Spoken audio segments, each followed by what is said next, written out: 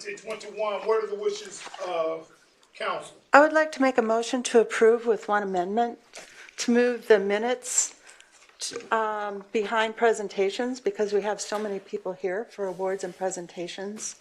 And the minutes have there is a list of changes for the minutes, so.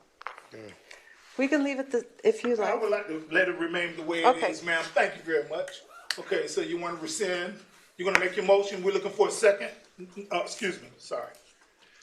We did agenda. Now we're down to minutes. You wanted to move the minutes. What are the wishes of council? Motion to approve on the agenda.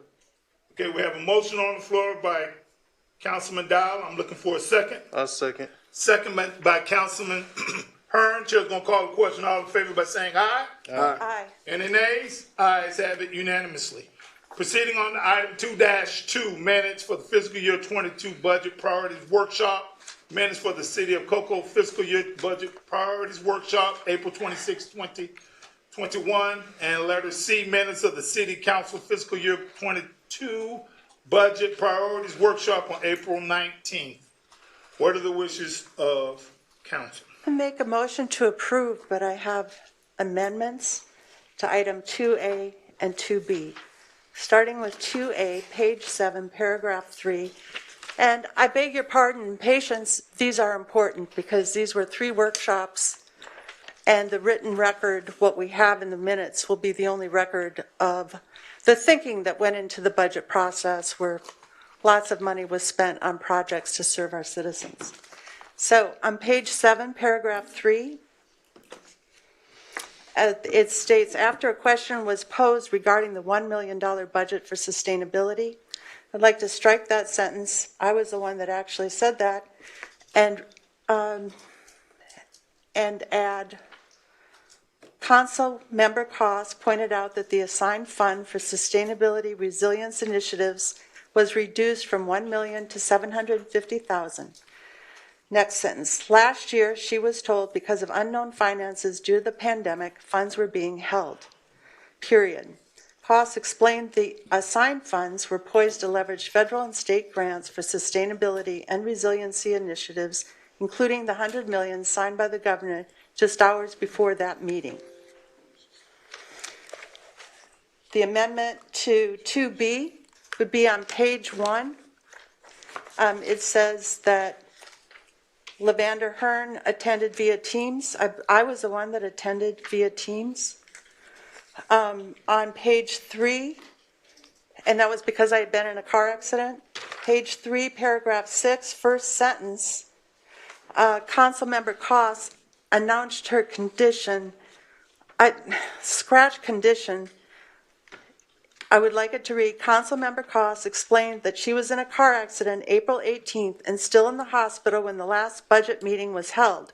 She felt it should have been announced since constituents thought she didn't bother to show up for a budget workshop. It goes on. In page 4, there are 2 motions. I voted on all those motions, but I'm not listed, so I'd like to be added to those 2 motions. And then on page 15, page 5, there's another motion that I voted on. I was there at that point. I didn't leave until 1:45 for a doctor's appointment. Page 14, there was a motion to approve $475,000 for standardization of the parks. I didn't vote on this. I wasn't there. It says that I did. So please strike my name from the minutes there. And page 15, there was a motion to spend $675,000 on Judy Rio splash pad and $185K on on a pavilion. I didn't vote on this either, and so I'd like my name taken off. Item 2C, I was not in attendance because I was in the hospital that meeting. So if anyone has amendments to those minutes, I would not be able to speak to those. Chair, we have a motion on the floor by Councilwoman Cost. Second. Second by Deputy Mayor Goins. Chair's going to call the question. All in favor by saying aye. Aye. You may turn your light off, please, ma'am. Thank you. Any nays? Ayes have it unanimously. Moving on to awards and presentations. gives me such great honor here, thank you very much, to present one of our greatest prized possessions, and that is our children. They are today's success, but our future, tomorrow's future. So we're recognizing our children, especially our ladies, from the Cocoa High perspective. But before we get started with Cocoa High, we will do Alejandro Quintana, one of my former students. I expect great things from him, as well as I expected from my other students. But more so than anything else, Emma Jewell is in the house, the Warrior is in the house, and we're acknowledging both academics and athletics. But you can't do athletics unless you have academics. So every time I look in the dictionary, I see AC before I see AT for athletics. I see ACA for academics first. And we stand on that.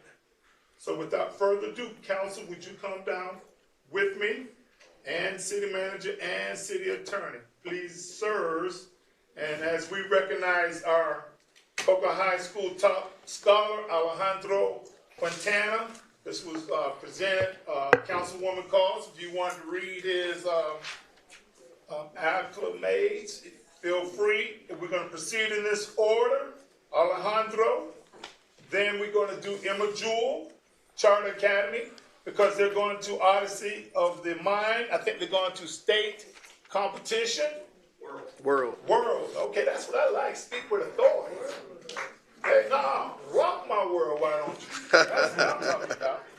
And last, not least, a proclamation to our Lady Tigers Athletic Day in recognition of Cocoa High School's Lady Tigers sports and academic accomplishments. So we will proceed in that order. So first, Alejandro, is he in the house? Come on down, Alejandro, my favorite soon-to-be attorney in the future. You make sure you, let's give him a round of applause.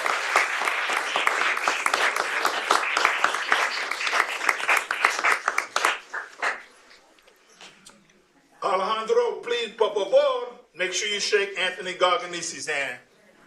Oh, okay.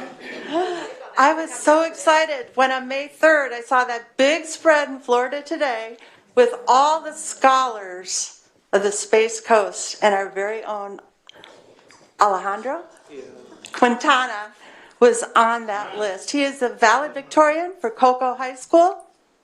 He is going to be going to USF in Tampa. Okay. And he plans to major in business and finance, and then in the paper it said that you want to go to Costa Rica. Why is that? Personally, I like Costa Rica because of the nature preservation and animals there. It's a beautiful country to visit that I hope to one day. I hope you have that opportunity. I was there in Okay. 2004. Hold on. Alejandro, your parents here? Yes. Too familiar? Come on down, man. Bring them too familiar. Yeah, where's the man or young lady? Let's give them a round of applause.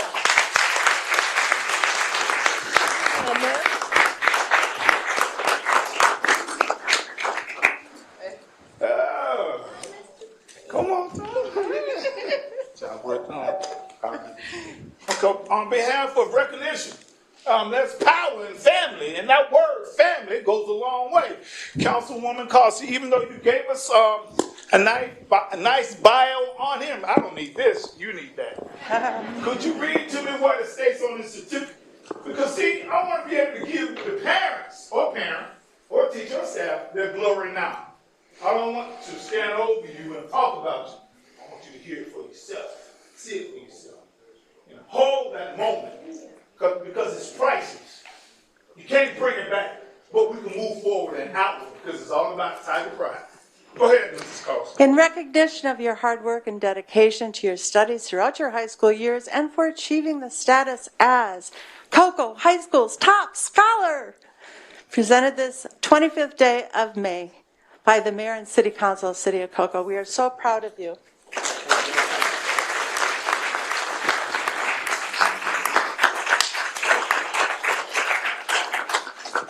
Say something. Say something, Alejandro. I'm very honored and very grateful for this opportunity, and I'm excited for what the future holds. Thank you again. Count it all good.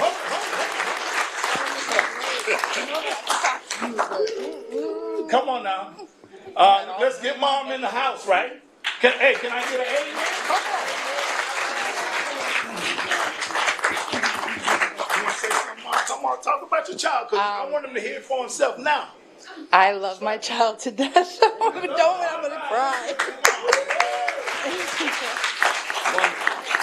Are you going to take a photo up? Come on. Alejandro, make sure you shake Anthony Gargani's hand. That's a super attorney.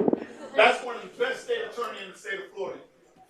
Trust me, when I tell you the truth, nothing but the truth. So help me God. Come on up, man. Come on up. We're going to have some people like Yeah. right out a little bit.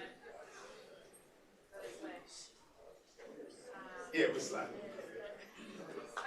Anthony, you can't hide in the back. Come on, Anthony. Come on. Okay. Now, Mr. Singer, make sure you get the skin aside. By me, come on. Come on over. Come on over. I'm proud of you. Come on over. Tighten up. Tighten up. 1, 2, 3. Okay. Tease. All right. Thank you. Let's give all a hand up.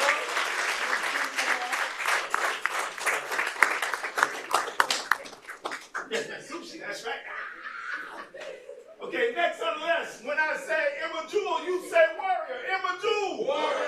Emma Jewel. Warrior. Come on down, Principal Cole. Councilman Goins, Deputy Mayor Goins. You have the mic, Vice President. Thank you, Vice President.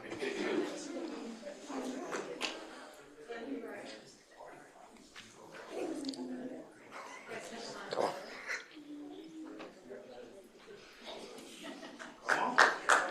Let me get you. What, Malia? Malia, you're going to read what the Odyssey of Mind is. You're going to read that. Teamwork is street work. The top paragraph. Teamwork is street work. We can't make it on our own. I know I do. Yes, sir. Absolutely. A lot of us, come on down over here, Deputy Mayor. You're the focal point, man. Thank you. Yes, sir. I know, just like the mayor said, sometimes we wait till funerals to give people their roses. So I thought it not robbery to bless these students by bringing them in here. I'm always partial to Emma Jewel because number one, they go to school right behind my house. So I hear the gospel music every morning at 8:05, 8:10 a.m. in the morning. And I always hear prayer every single morning. So these students are not only academically outstanding, they're blessed every single day that they walk in that school. I'm going to have Malia Cook to actually read what Odyssey of the Mind really is. Odyssey of the Mind is a creative problem-solving program involving scholars from kindergarten through college. Team members work together at length to solve a... I don't know that word. Predefined long-term problem and present their solution to the problem at competition. Based on the team's performance, they may advance to the next level of competition. Okay. Thank you. So not only did they make it past regionals, they made it past state, and now from a small place of Cocoa, Florida, they are now eligible to go to the World Championship of Odyssey of the Mind.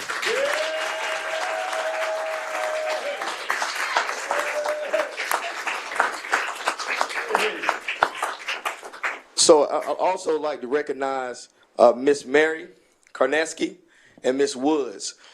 We all know that teachers do not get the pay that they deserve. Say it again, sir. Teachers do not get the pay that they deserve. But all the dedication and hard work that teachers put in, I know for a fact this wasn't all fun and roses. To get any children to sometimes focus every single day, y'all are blessed to have these young ladies in your life because you're going to remember them forever. I remember my teachers right now, especially ones I used to get in trouble all the time. But we really appreciate you for just doing the things that you do as well as teachers. Mr. Cole and staff, we really, really appreciate you for all the work you do. Thank you very much. I want to thank our mayor as well as the city council for taking the opportunity to recognize these awesome scholars. I call them my history makers because within the first time of ever of Emma Jewel, we've been competing in Odyssey of the Mind for how many years? 5 years. We made it to region and state once before. Now this is the first time we've ever made it to the world competition. So I'm so proud of all these awesome scholars. So, and I also want to say, and I get it mixed up too, this is formerly Jamie Karneski. Her mother is my assistant principal, Mary Karneski. So that is Jamie Karneski. You said Mary Karneski a second ago. You called her mother's name. There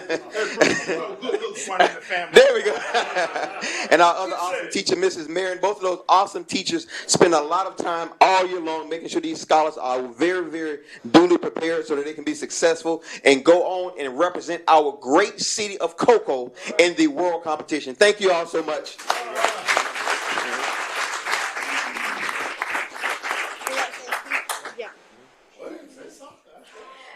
Good evening, everyone. First, we would like to say thank you for inviting us. Now we are going to talk about what Odyssey of the Mind is. Like said before, Odyssey of the Mind is a problem-solving and teamwork situation. In the beginning of the year, we picked a problem, then we make a skit. And then we go to regionals, which is the first level of competition. Then, if we do well at regionals, we go to states, which is the next level of competition. Then, if we do well at state, we go to worlds. And this year, we're going to worlds.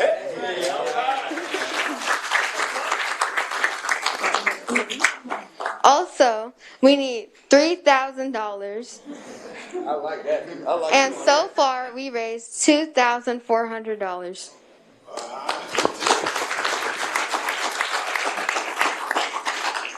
We need the money for housing, travel, food, and registration. We are always open for more donations. Thank you. So since you need $600, it's already done. I'll take care of that. Yes, sir. And then if the mayor want to throw in another $1,000, you know. If I had that kind of So we'll go ahead. So again, so we'll just say the names of the kids and give them their awards, and then we'll allow the mayor to say a word to the kids as well. Number one is Malia Cook. Jaslyn Gamble. Michaela Hickson. Callie Karneski.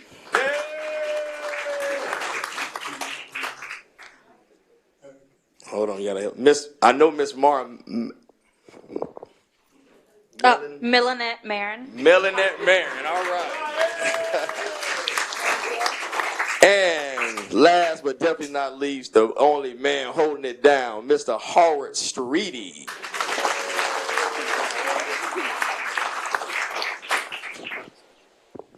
Okay, thank you. I don't need a microphone. Yes, sir. Hey, let's give our kids one more round of applause. Even though we come from different tribes, we belong to one race. That's the human race, and we're always God's children. All right, give yourself a round of applause. Now, with the same intensity we have for our children today, tonight at 6:22 p.m. The competition is June 9th, sir? 11th and 12th. 9th, 10th, 11th, and 12th. Okay, so when they win their divisions, because we're putting it out there, can we get an amen? Amen. All right, because I got Pastor Randy Alonzo right there. If he tells you to speak it out, it'll come back, and I believe in that. We are going to bring these same group of individuals back here so we can recognize their positive academic accomplishments. So let's give them a round of applause.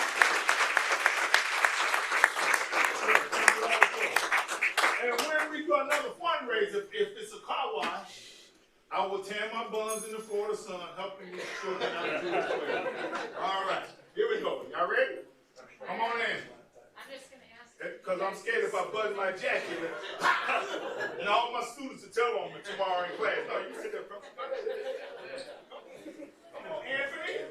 Come on, John. Yeah. Yes, sir. Come on. Are we in? You got everybody? Line it out and everybody. Come on, man. Yeah. Come on. We got everyone now. Ready? 1, 2, 3. Jeez. Warriors. All right, let's give the words.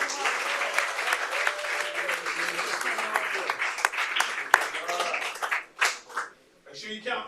Shake the counselor. Yes, sir. Thank you, Anthony. Yes, sir. Yes, sir.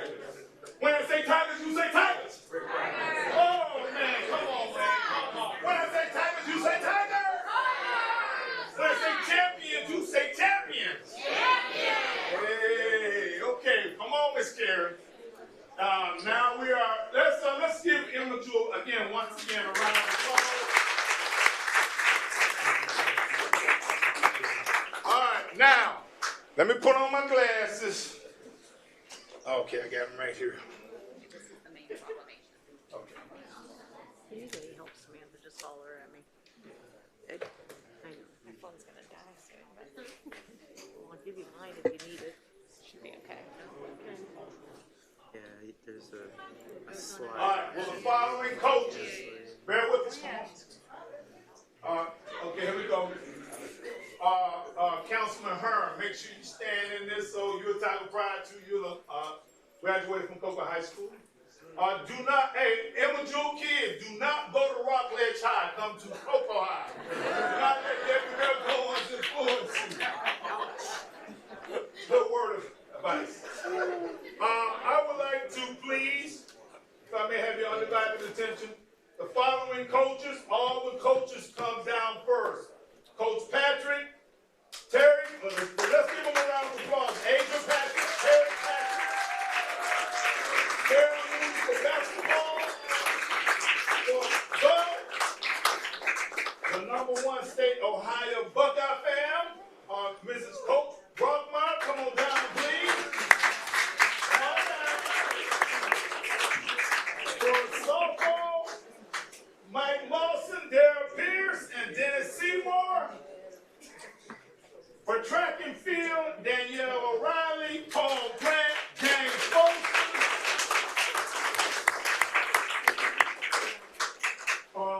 Also Priscilla Said and Tom Bracken. Let's bring them down, please. Let's clap for them, please.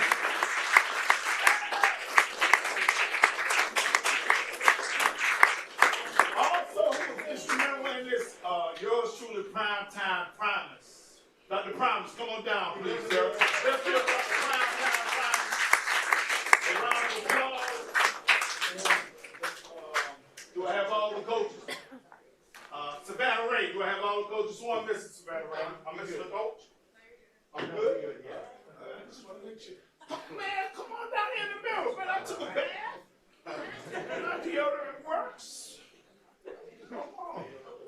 Now, two things I want to say to you. Tonight we're doing the Orange and Black game intra-squad scrimmage for football. So a couple of the coaches will not be present, but we have a ram in the bush, like the Primetime Primus. And we also, in the absence of a commitment with this daughter, Principal Wilson. Is that right? That's correct. Okay, so this is how we're going to do it. Hearns, because I'm going to put you on the spot. I believe that, sir. Would you read this proclamation for us, please, sir? You need my reading glasses? Oh, you're not even 40 yet. So yeah, Do you want this? I think I'll be okay. Okay. Whereas the city of Cocoa recognizes the Lady Tigers sport team for all of their perseverance as they navigated through the coronavirus pandemic and demonstrated what true determination and grit each person possesses. And whereas Cocoa High School's varsity track team won both the district and regional championships for the first time in over 100 years.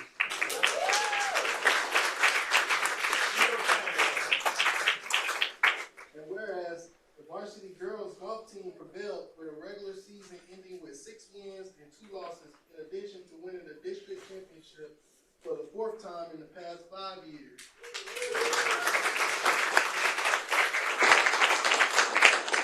And whereas the Cocoa softball team played a successful season with a record of 15-9, going on to win the district championship and challenging the top competition in the county.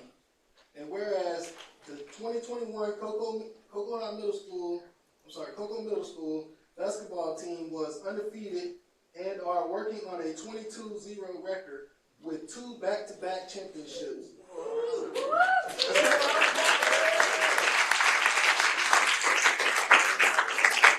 And the varsity basketball team was a part of the 2020 Final Four appearances, has won numerous championships, and has had 88 wins and 31 losses from 2016 through 2021.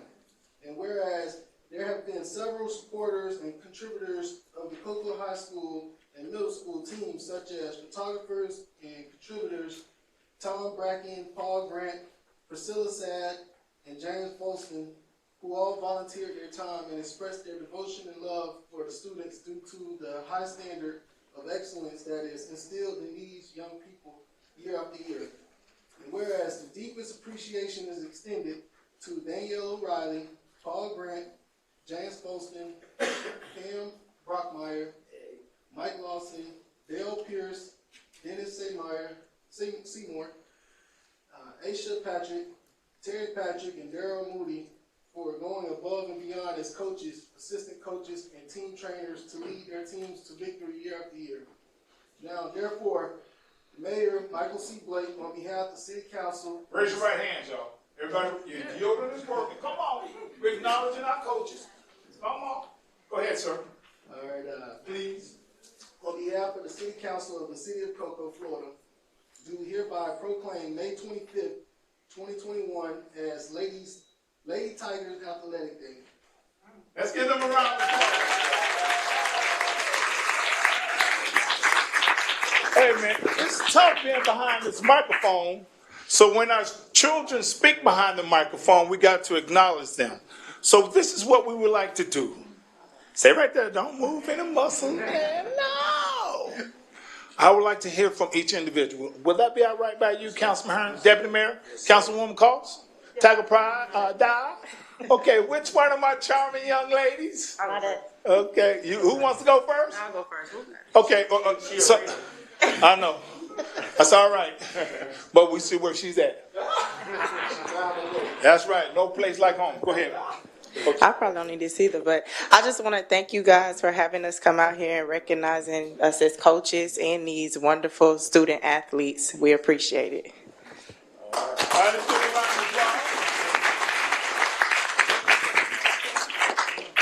I agree with what she said. We're teachers first, we're coaches second, just as you are students first and athletes second.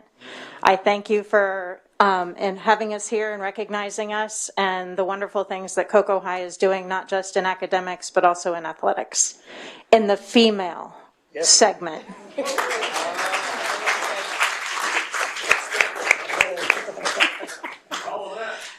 I know. I will agree with both these ladies have to say.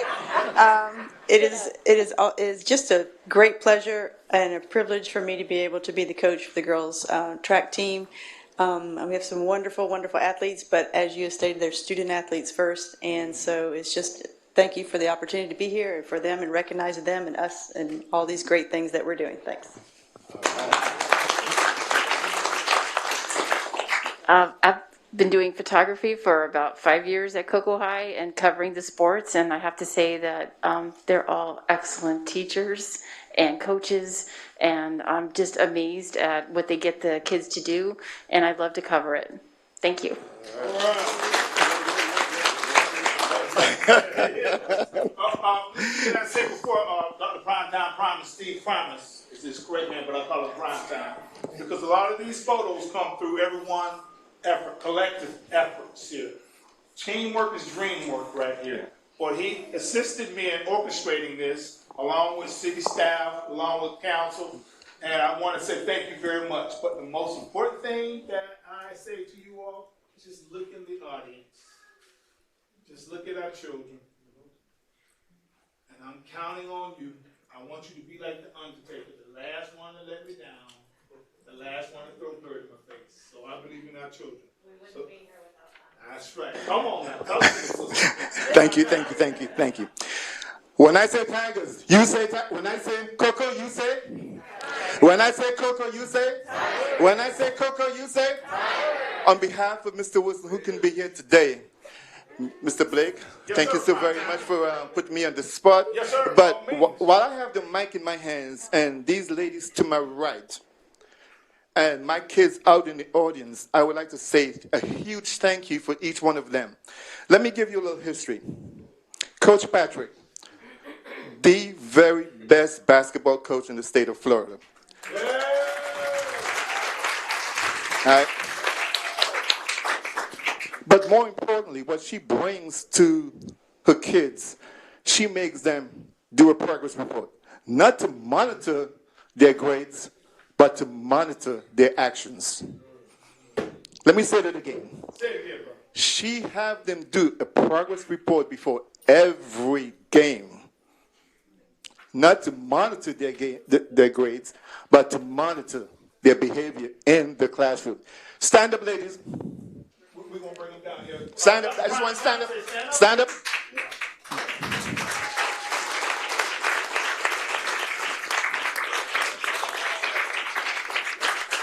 Thank you. Coach B, as I call her, simply one of the best golf coaches. I mean, I don't know anything about golf, but I watch them play, and I they hit a little white ball with a stick, and it goes in a hole. It's impressive. It's impressive. Again, thank you, Coach B. Coach O'Reilly. We work side by side together. She coaches soccer. She coaches track. She is the epitome of a leader.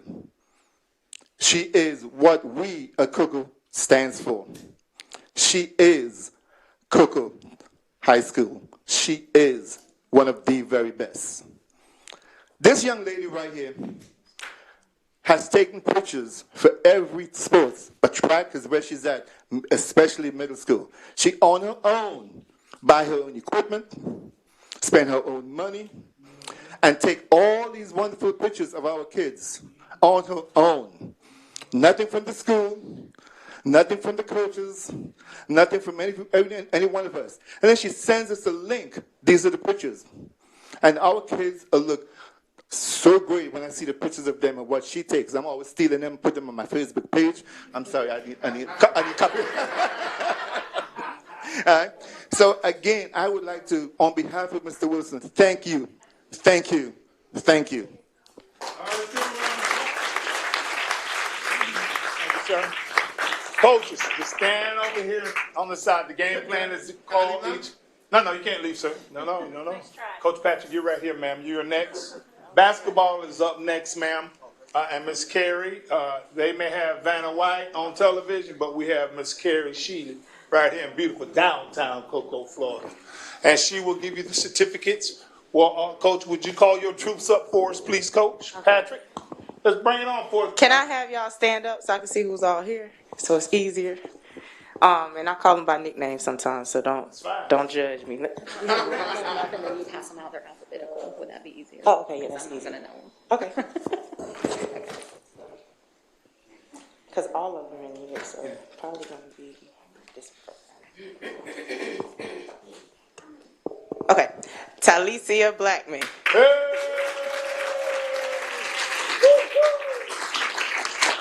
Amaya Brown. Anaya. She's not here. I don't think she's here. The next one, she's not here. It's basketball club. It's Kimaya Dewey.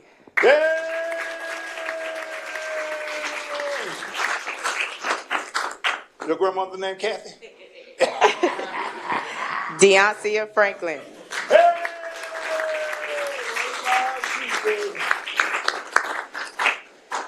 No, she's not here. She's not here. No. Best manager. She's not here. She's not here. See Laura Poston.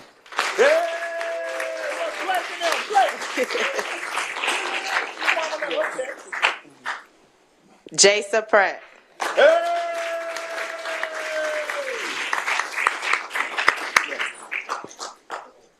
Layla Thompson.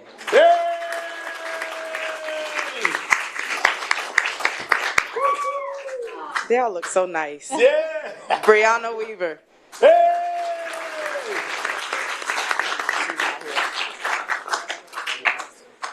No, that should be. Oh, okay.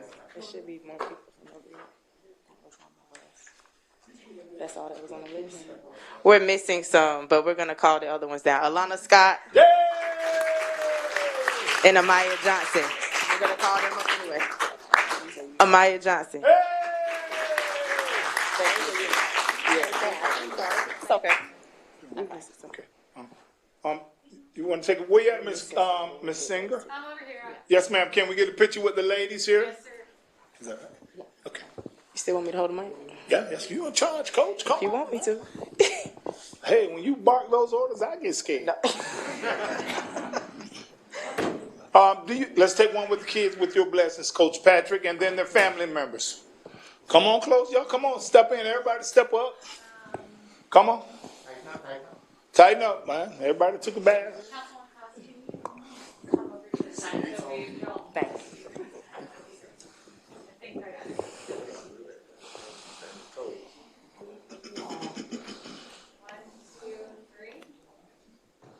Jeez, okay, hold it. We got family members here? Any family members of the children here up front? Come on, if you have any children, come on down. Well, come on down, yeah, man. Right? Come on down, John. Frank. How you doing? What's up, what's up? Yeah, you better let me call your name now. Call your name tomorrow in class.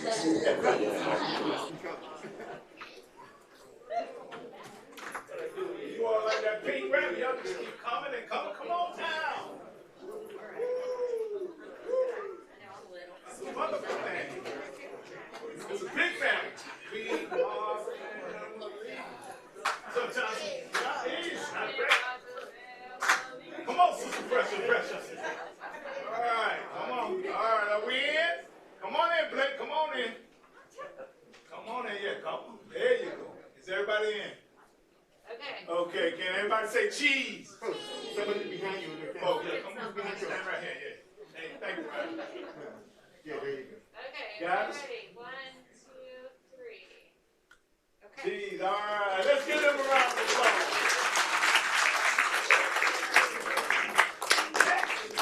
Coach is up next. Wait.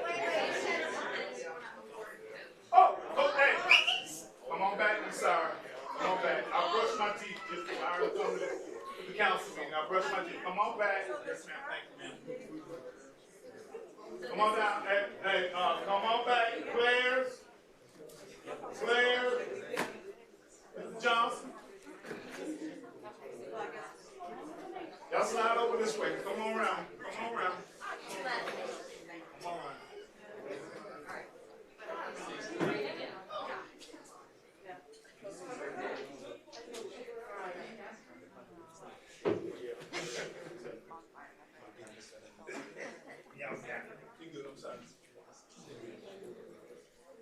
Okay, here we go. My turn to read. Coach Asia Patrick. She is a Tiger, will always be a Tiger, even though she's on the south end of the Mason-Dixon line. But we will forgive her because we call Rockledge South what? Cocoa. We call Rockledge South what? Say it like you mean me, like you said, we call them South what? Come on down, South Cocoa. And this plaque reads, for her troops, the ladies and the parents, the support of the community. That speaks volumes. Yes, indeed. Now, hey, real quick, let the record reflect. Any other school try to recruit our coach here? Okay, thank you. Say it again. It's not what? Okay, thank you. All right. So on behalf of says Cocoa Tigers Middle School, oops, thank you for making a difference. 2021. Let's give her a round of applause.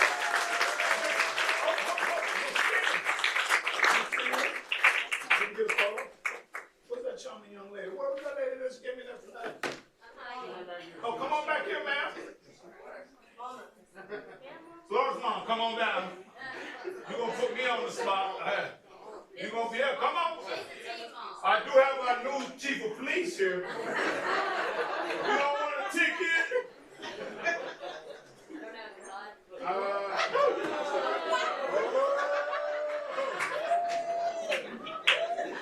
We do have donuts. I'm sorry.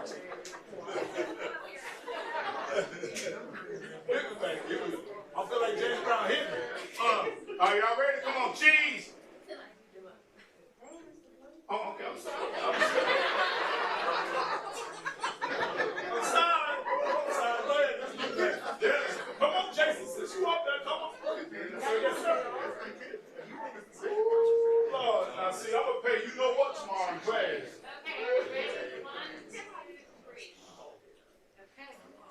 All right, let's give them a round of applause.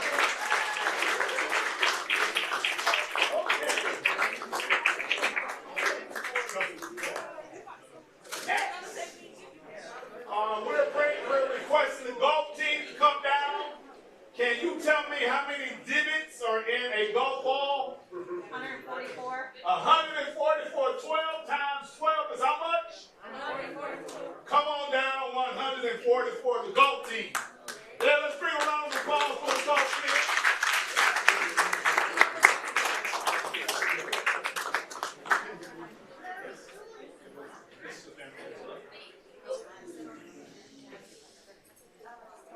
You get to wait.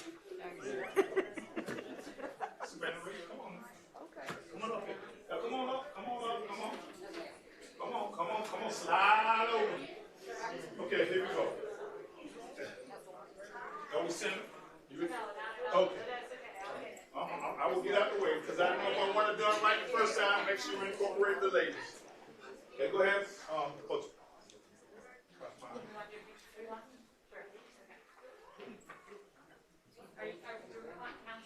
Yes, come and step up, please, if that's what you recommend. All right, ready? 1, 2, 3. Okay. All right. Let's give the golf team. Now, Coach Brockmar is a mathematician. She invented the abacus and taught that culture how to use the abacus.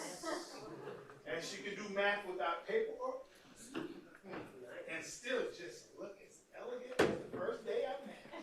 So without further ado, Coach Pam Brockmar from Ohio State Buckeyes.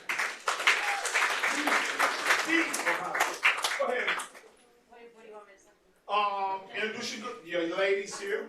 I've got Mackenzie Hoffman, who's a senior. She's a sophomore early, but I recruited her for golf at least for 2 years. So she played her junior and senior year. So she's a 2-year letter winner for golf.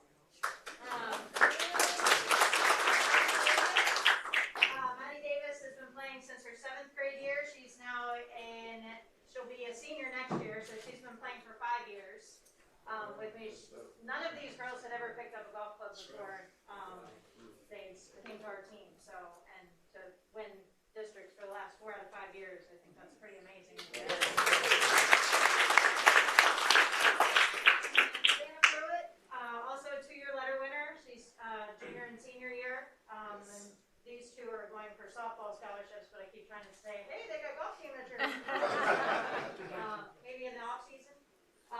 And then Sarah Pressure is a 9th grader this year. She'll be a 10th grader, so she's a 3-year varsity letter winner. She's been with me since 7th grade as well. Smith is not here, but she's also a 3-year letter winner. Again, started in 7th grade, and she'll be she's 9th grade this year, be 10th grade next year. All right, let's give these young ladies a round of applause. Coach Brockmar has done a phenomenal job with these young ladies. Okay, let me ask you a question. I got to brag a little bit. If I was your instructor in the 8th grade, raise your hand. Just two. Two? Kids, that's three, man. And the Father, Son, and the Holy Ghost. But Mrs. Brockmeyer, Coach Brockmeyer, would you elaborate about the academics too as well? Something we accomplished a number of years ago, but it's still fresh on our mind. Would you talk about that a little bit? So the picture that you saw with the ladies from several years ago, I think it was 4 years ago, we were #1 in the state academically. So over all the Florida High School Athletic Association awards an academic trophy to the highest GPA in the entire state, and our girls golf team was that team. All right. Patty was part of that team. So Good job, man. I'm like my grandmother always told me, even a poor frog will praise his own what? All right. Thank you. See that? Come on, Leo. That's right. Even a poor frog will praise his own pond. Every time it rains, you right? So I want to be able to river it for our ladies here, because it's Ladies' Day at Cocoa High School and the city of Cocoa. Okay, let's give our ladies a round of applause. Say it again, ma'am. if you could get a golf course built in Cocoa, travel outside of Mr. City Manager, write that down, sir. throwing that out there for you. Find some Thank you, land. Steve. We might give you putt-putt, but... That's 1/3 of the game, buddy. Yes, ma'am. Yes, ma'am. But let's give a round of applause, please. Next, we have softball. A lot of our students that participate in softball, they're doing ball right now. Is that correct, Savannah Ray? Yes, sir. Okay, so Dr. Primetime Promise. Savannah Ray, you play. You and McKenzie, right? Come on down. Come on back. Let's take a photo off for softball. Please, ma'am, please, sir. And yeah. Okay. So as we speak, they're out traveling, and we're getting there, young ladies and young men. I have to say. Come on, y'all, come on, let's tighten up. Let's give softball their love too.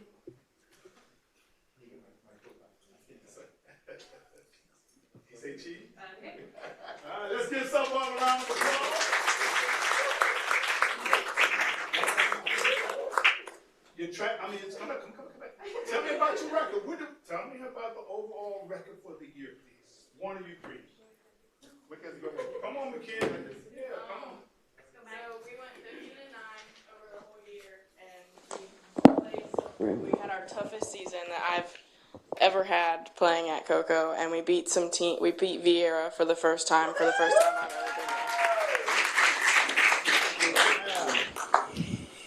All right, and let me ask one other question. What's in the immediate future for you, young ladies? What's your next goal that you're working towards?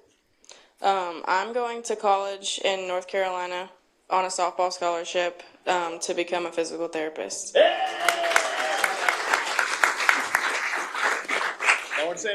I'm also going to Montreat in North Carolina on a softball scholarship.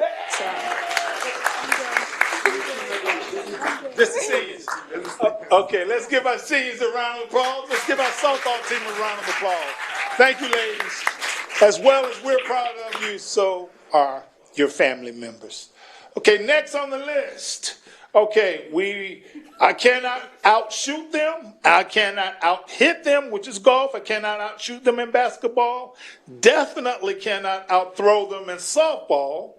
That leaves us with track. So, Mrs. O'Reilly, would you come down, please? And we're asking all track superstars, come on down. We got a couple here today. Yes, all right, ma'am. Hey, we're proud. Let's bring it on for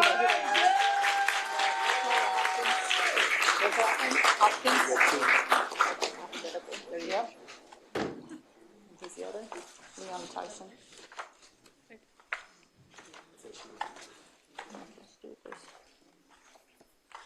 There we go. Here you go, ma'am. These are your assistant coaches. Okay. The rest of them. Okay. Okay, great, thank you. Go ahead, Coach. Yep. Picture first? Yeah, let's do the hold picture on. first. Oh, my Lord. Carrie, you can't hide. Come on down. Come on, Carrie. Let's get one. Someone take the first thing out of that. Oh, my Jenny Craig died. Come on, you get one with. Where you at, Carrie? Oh, yeah. That's wrong. Okay, come on over. Well, you get right there. Ready? 1, 2, 3. Thank you. Okay, Coach Riley. Let's give Coach Riley a round of applause. The microphone, here we go. All right, well, this season, we had our most fantastic season, as this is the first time, as Mr. Blake had pointed out, in 100 years, since Cocoa High has been around, that we have won districts and regional championship in girls track in a single season. So that was this season. We have two of our young ladies here today. We have Miss Victoria Hopkins. She's a junior. And then we also have our Class 2A 100-meter ladies state champion. And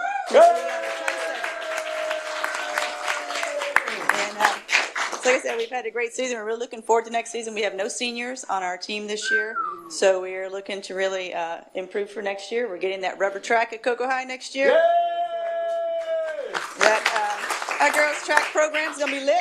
That's all I can say. All right, sounds like a repeat to me. Yay!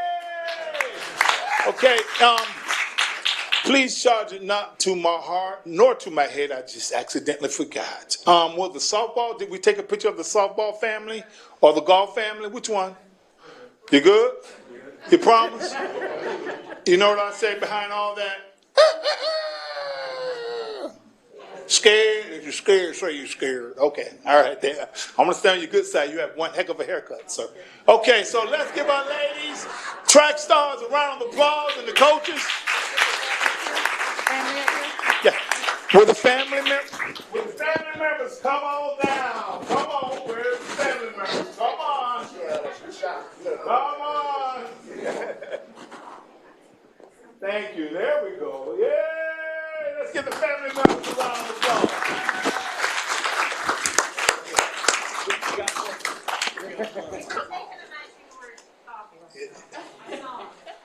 Okay. Clearly, I'm outnumbered. 1,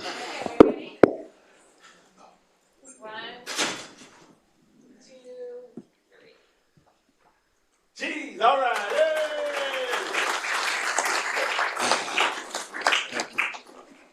Again, I thank you, parents, family, community, coaches, school, staff, City of Cocoa, Mr. City Manager, City Attorney, Carrie, Sheely and staff, all employees of the great City of Cocoa, on behalf and City Council and staff as well. We want to say thank you for sharing your beautiful but most prized possession with us in Cocoa High School and the City of Cocoa. Because people run in many different circles. But what you all did was to open up your circle to include us, the City of Cocoa. So I say thank you very much. Any other comments? Any other comments? Seeing none, this concludes this portion of presentations and award. Let's give our ladies a round of applause. Bob, you don't want to say that?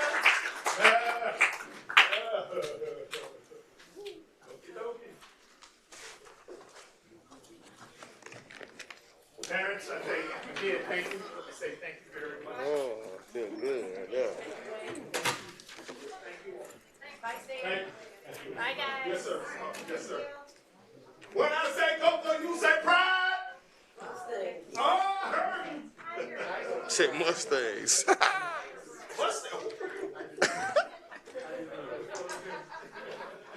When I say Alex, you say Goins. Okay. Back to business here. Thank you all. Thank you, staff. Thank you, council.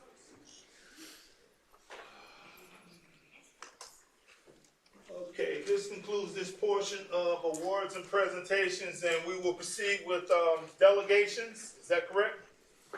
Okay, I have the cards. Be mindful that we have 180 seconds to expound on your items. Let me make sure I'm doing this correctly. Is it Phyllis Moscoso? Thank you, ma'am. Would you please come down? State your name and your address for us, please. Yes, ma'am. Honorable Mayor, City Council, staff, and citizens, my name is Phyllis Moscoso. I reside at 2209 Katara Drive in Collard Green. Last month I addressed the council my interest, and today I'm confirming my interest, along with many folks in the council chambers today, regarding the success of Brevard Museum on Michigan Avenue. There has been many developments since I last spoke. A group of citizens have emerged ready to form a 501c3. Committees have been developed. Formation meetings have taken place just to explore the best success path for the museum. And many folks have been approved by the city as volunteers for the Brevard Museum area. And outreach to the community has been happening. Myself and another supporter, Greg Stoll, attempted to meet with the city manager last Friday, but there was some confusion over the confirmed appointment. But I'm excited to say that this morning that the meeting has been rescheduled to next week. The meeting's main purpose, generally speaking, was to convey the citizens and community's interest and share the details of the organization efforts and go over the potential grants shared in some email traffic that the Brevard Museum can apply for. During my grant research since the last week's discussion with other members, to much of my surprise, the federal state grant submission deadlines is June 1st, which is next week, for grants to be issued for the year 2022 to 2023, over a year and a half from now. As these grants require matching funds by the city and a host of other financial and statistical information, the city's approval for such matching funds would need to be approved by the council tonight, which is clearly impossible and is not on the agenda, and to my knowledge, no grants have been applied for by the city staff. But what's disappointing and kind of bothersome to me is that in the community meeting we had on March 20th, over 2 months ago, or about 2 months ago, one of the cities and a museum volunteer and supporter provided a few pages of grants to the city staff for the Brevard Museum. And I don't believe in such that time, to my knowledge, there have not been any grant submissions for the museum, but there have been submissions for other entities, one of which I think you guys are approving tonight on the agenda. So I'm not sure what the process is and who directs the staff to work on the grants, but I hope to get some clarification next week when I do meet with the city manager, when Greg and I meet with the city manager. The delay in the grant, it only makes the struggle a little harder, but we're up for the challenge. With all that being said, we remain eager and excited to partner with the city to get the process started, as there are many logistical items to get accomplished if an October 1st turnover date, which I know the city approved money for the museum through the end of the fiscal year, September 30th. So for budget consideration for next year, since District 4 didn't get any funding for the Parks and Rec, I'm asking that some money be set aside for the museum and the Clear Lake area, for Travis Park as well. Lastly, if any citizens in attendance today are interested in supporting and volunteering or partnering with to ensure the museum, I'll be in the hallway after the meetings. Thank you.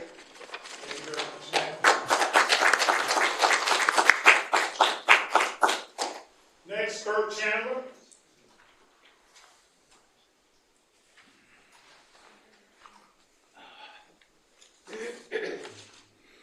Hi, all. I'm Kurt Chandler. I'm the owner of Bird Plaza Mobile Home Park, a provider of safe, affordable housing. Affordable is kind of on me. We control our expenses by doing a lot of things ourselves, whether that's mowing the lawn or trimming trees, or when our hill was which abuts Brackle Park, was eroding and we had street problems. I cleared the trees and did a lot of that myself. Deputy Mayor Goins was out there driving a bulldozer, packing it down, and I was on a Bobcat pushing dirt down to him. And we got all that fixed up the streets, repaved them, which allows our great fire department and emergency staff to come through, which brings more safety to the community. But safety is really a team effort between the community and the city. And to that end, I'd like to make a couple points this evening.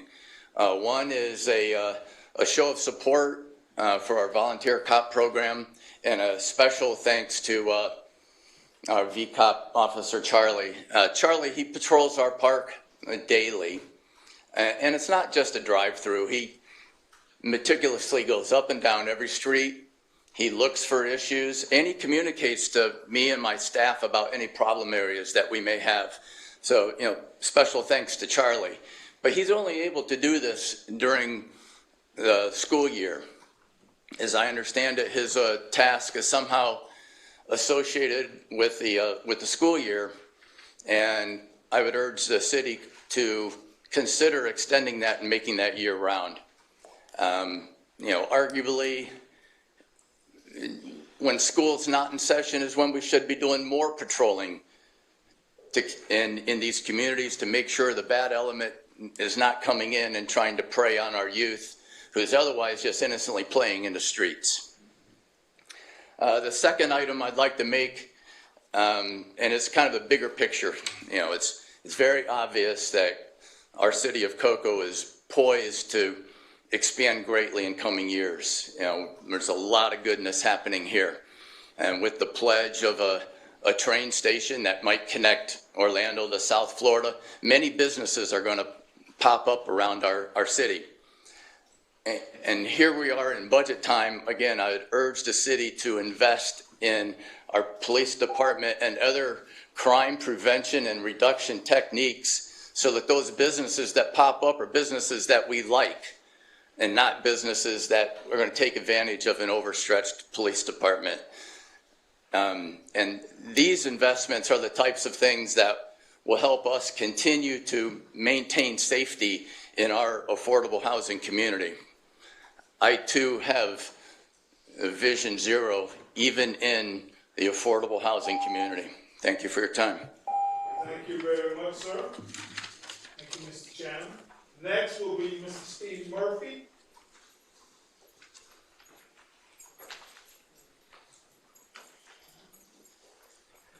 Good evening. My name is Steve Murphy. I reside in District 3, but I also represent Calvary Baptist Church, which is in District number 4.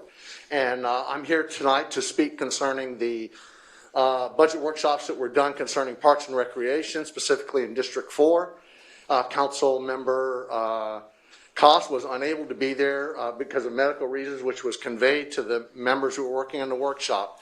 During that time, $2.25 million was allocated in the workshop to Parks and Recreation with $0 allocated to District 4. I don't know if that's because Councilmember Koss was not there, but I want to remind the City Council, and there were several of you who were not on the council 2 years ago when McFarland Park was given back to the residents of that area after 96 years of the City of Cocoa providing upgrades and doing all the work and everything there. That park is now a private park, no longer accessible by the residents of the City of Cocoa. I also want to remind you, specifically to the mayor and to the city manager, that you guys represent the entire city and not there to allocate just to specific districts. So I would like to ask you to look into those things and to make sure that District 4 is treated appropriately. Thank you. Thank you very much.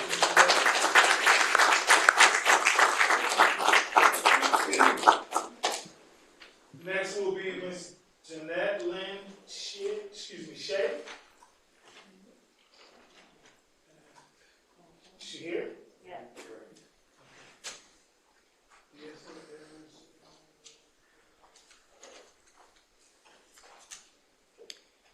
Good evening. My name is Janet Lynn Shea. I reside at 3133 Cawthon Creek Drive, Melbourne, Florida. And I am here tonight to speak of the VCSO deaths of Mr. Howard, Army Combat Medic Greg Edwards, A.J. Crooms, and Sincere Pierce. Welcome, by the way. I'm very thankful that we are diversity hiring here.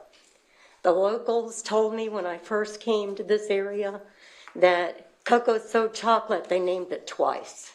This area is not being adequately taken care of with our law enforcement. And everybody here on this council knows exactly what I'm speaking of.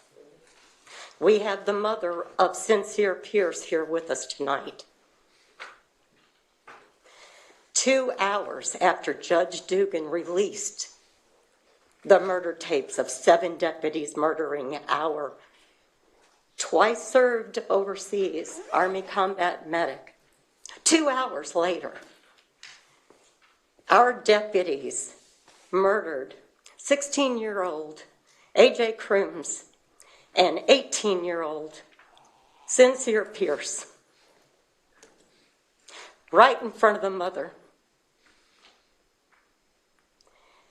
And the officer screamed, "Stop, GD, stop." And when the kids did, they had the music playing loud. When they didn't hear him, they kept going. And he shot, unarmed, in children and killed them both. And Cynthia started screaming. And that deputy screamed at her, "Shut the fuck up." Now, I ask you, I'm a mother of 3 sons. I'm a Navy veteran. I served as a felony division probation officer right here in Cocoa. I got no problem with good law enforcement. This is a bunch of bad apples, and it starts at the top with Ivy. And Mayor, I am so sorry to see your picture all over media, wearing a pair of shorts with your picture, with your arm up buddy-buddy with Sheriff Wayne Ivy. I have to ask myself, how come this Cocoa is being so silent when I didn't even live here? Howard got a march, all right? When George Floyd, today is his anniversary of his murder. He doesn't even live here. We had the largest march, and I was there. June 6th, we had 3,000 or better people come out, and he wasn't even a Brevard resident. Where are you all? These are our people. My grandchildren are black. This is genocide. This is genocide. I don't know how much more to get this through to you guys. Okay? I'm just an old white woman. I am calling to action. Each and every one of you. Go home tonight and look at your babies. And look at them and ask yourself, what if those were my children? Have some empathy. If you know God, pray to Him. Do the right thing. Thank you very much.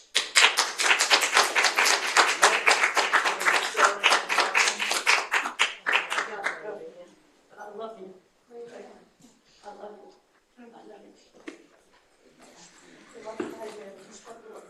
I can't breathe. Good evening. I'm Sarah Ann Conkling. I live on South Lakemont Drive in Cocoa in beautiful District 4, which needs some parks money, and I'm sure you guys are going to take care of that now. But I'm here tonight to talk to you about 2 things that I'm hoping will make it into the city budget, please. One is something that's been under discussion now for quite some time. It's making the city subsidize the fares on Route 6, which is the Cocoa bus route loop that starts from the transit center and goes just through Cocoa.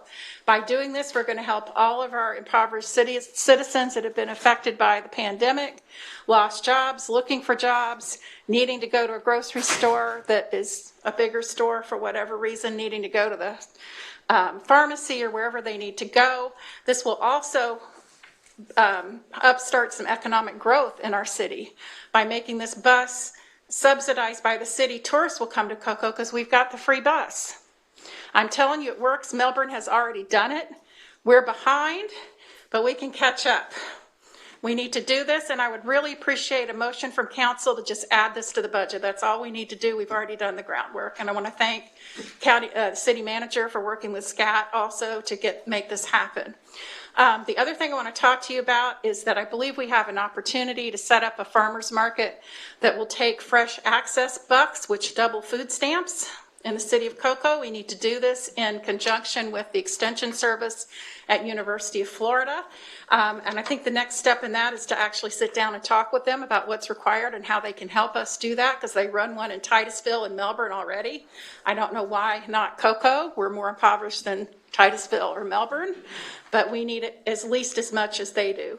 So I would just want to thank council for acting on both these initiatives, for getting that bus subsidy into the budget. I think it'll help it'll help everyone in the city, actually. This will put money in the pockets of the normal person walking down the street in Cocoa. So thank you for doing that. And I also want to extend a very warm welcome to our new police chief. Like everyone else, I'm so thankful you were here. Thank you for coming to our city and moving your family and dedicating yourself to the safety of our citizens and our streets. I really appreciate it. I've been heavily reliant on our police in the past, and they have been amazing. Cocoa Police has gotten a bad rap at times, but I can just tell you the officers I've worked with have been astonishing in helping to clean up my neighborhood and others. So thank you for coming. God bless you and keep you safe. Thanks. Thank you.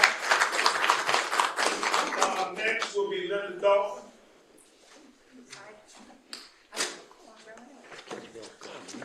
Hi, my name is Linda Dolphin. I live at 2100 North Indian River Drive, and I am part of District 4, and I'm here to ask for you to review your Parks and Recreation budget, but not for District 4. I spent some time this afternoon driving around to the specific parks that are mentioned in this plan, and actually I was really surprised. Growing up, parks saved my life, and I think that within this budget, some things should be looked at. And I would encourage you to allow Lorraine Cost to make another motion to ask you guys to review the recreation plan, the Parks and Recreation plan that we paid $60,000 for to get an opinion on, so that you can review this and look to see that in this plan you have not voted to do anything they've recommended. So I'll just give you a couple of ideas. First of all, you want to spend $165,000 on restrooms in Bracco Park and Carl Anderson. I mean, right now, there's no shade there. I can't imagine why I would ever need a bathroom. I'm not going to spend enough time there. The park plan called for shading. It called for benches. It called for exercise equipment. All of that would be much less than the $165,000 that you voted on for bathrooms in a park that, honestly, bathrooms will hopefully one day be needed. Secondly, Junie Rios Park, I had never been there. It is the nicest park in Cocoa. I was shocked by it. And then I thought, oh my goodness, a splash pad. Why would a neighborhood like that need a splash pad? First of all, it's an affluent neighborhood. Why, if you really thought a splash pad was needed, which the recreation plan did not call for, why wouldn't you put it in Carl Anderson Park or even in Provost Park, where they're saying that children activities could be expanded there? So I'm just surprised that all of these recommendations came out for totally against what the park plan was recommending. So honestly, if you look at it, $710,000 for not just a splash pad in Junie Rios Park, the nicest park we have, but an $85,000 pavilion. It had a beautiful pavilion there. It has a pavilion on the other side. I'm just so curious as how you got to these recommendations, much less voted on them. And then finally, the one thing, Junie Rios gets the best marks in the whole park plan for being beautiful. The only thing that it doesn't have is for people to, ability for people to get there. There's no transit line there. It's on 524. It would serve one neighborhood. I think my time is up. Please do not vote for this, sir. If you have an opportunity to rescind this budget for parks, please rethink this. Look at the park plan. Let Lorraine make another recommendation for you to review this before you make these plans a reality. Thank you. Stephanie Carr, Gallon, please.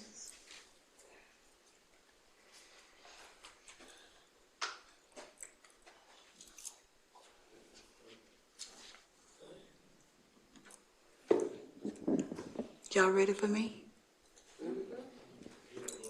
Mayor Yes, ma'am. Blake, Deputy Mayor Alex Goins, City Manager Mr. Witten, City Councilmen, officers, delegations. If you still look on the screen, I come in today to thank the city councilmen. I came in here a couple of months ago and told them they had something behind a building that was not being utilized and I could utilize it. So I come here today to thank you guys for giving me this. I had it moved, put on my business property, and it's bringing me a lot of money. I want to thank the city of Cocoa. This is the second time you guys have helped my business, and I really appreciate you guys. Yeah, this is what you guys allowed me to get, and I put a lot of money and effort in getting it done. This is my business. I am Stephanie Carter Gallen, and I am a co-owner of Dakota's Detail and Auto Center on US 1. And with the help of the city of Cocoa, back in 2017, I was awarded this building by the city of Cocoa. And it didn't have a roof on it. I went in there, I looked at the building, I said, what in the world am I going to do? So I went in there and I did what I had to do to it. Now I am a black woman with a business that's very profitable. And I want to thank you guys.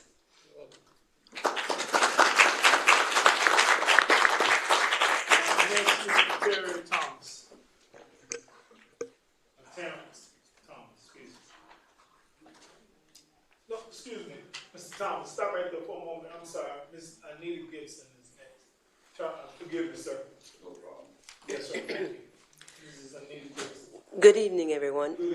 My name is Anita Gibson. I live at 451 Stone Street, Cocoa, Florida. My issue here, or my plea here, is to reiterate the advocacy I have for a cold case unit in Cocoa, Florida. I don't know how the budget goes for the Cocoa Police Department. I don't know when the budget is, but I'd like for them to consider a cold case unit. I'm not sure of how staff goes, how myself or anybody with the training can help man or woman phone calls or whatever. My son, Jonte Thomas, was murdered December 9th, 2016 at 3 a.m. on the corner of Fisk Boulevard and Mitchell Street. This is something, a cold case unit is near and dear to my heart because I know other mothers that want closure of any kind. And a lot of them say to me, why bother, Nita? Why go to the meetings? They're not going to do anything. And I said, no, they're not going to do anything because you're not doing anything. And I'm speaking for myself, and I'll keep speaking even if I do get closure. No, when I get closure, I'm still going to speak out for the other mothers that refuse to speak out. And lastly, I want to say that I do appreciate the new chief on board. I feel in my heart and my spirit connects with him when I hear him speak and whatever, that he's going to make a difference. He's going to make a change. How much of a difference? A difference is a difference. And so I plan to meet with the chief later down the line when he has time and to plea out to the concerns for a cold case unit to be entered into the budget of Cocoa Police Department. Thank you very much.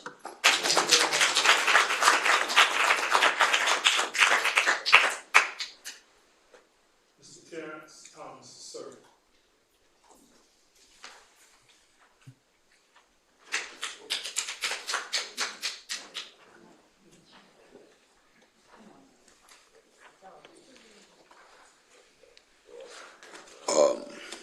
Everybody doing?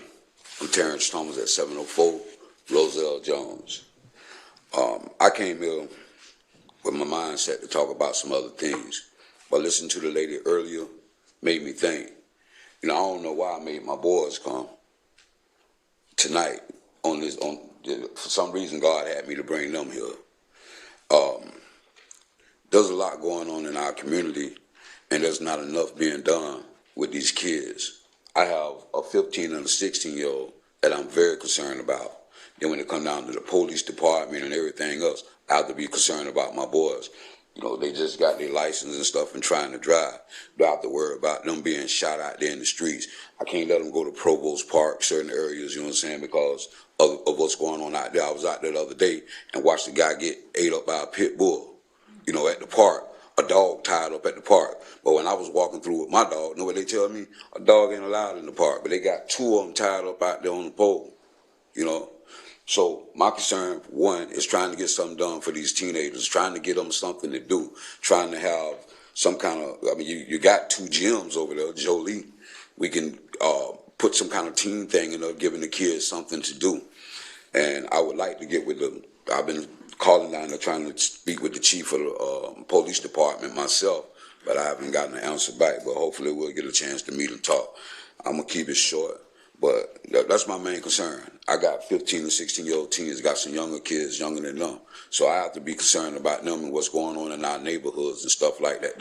Then how I address something to the city attorney. I don't know what's going on. Do Larry Sinclair got anybody in here by their balls or something and squeezing them so where he got y'all the way y'all can't move?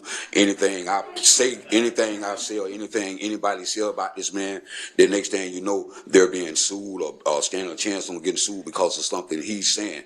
I mean, come on, man. Y'all let him come in and say anything he want to say, but then when we come in and say what we want to say, then we're being sued or face off with all kind of stuff. He's threatening the deputy mayor, he's threatening the councilman, he's threatening everybody on board, even threatening the city attorney. If he got something on you, man, get out. For real.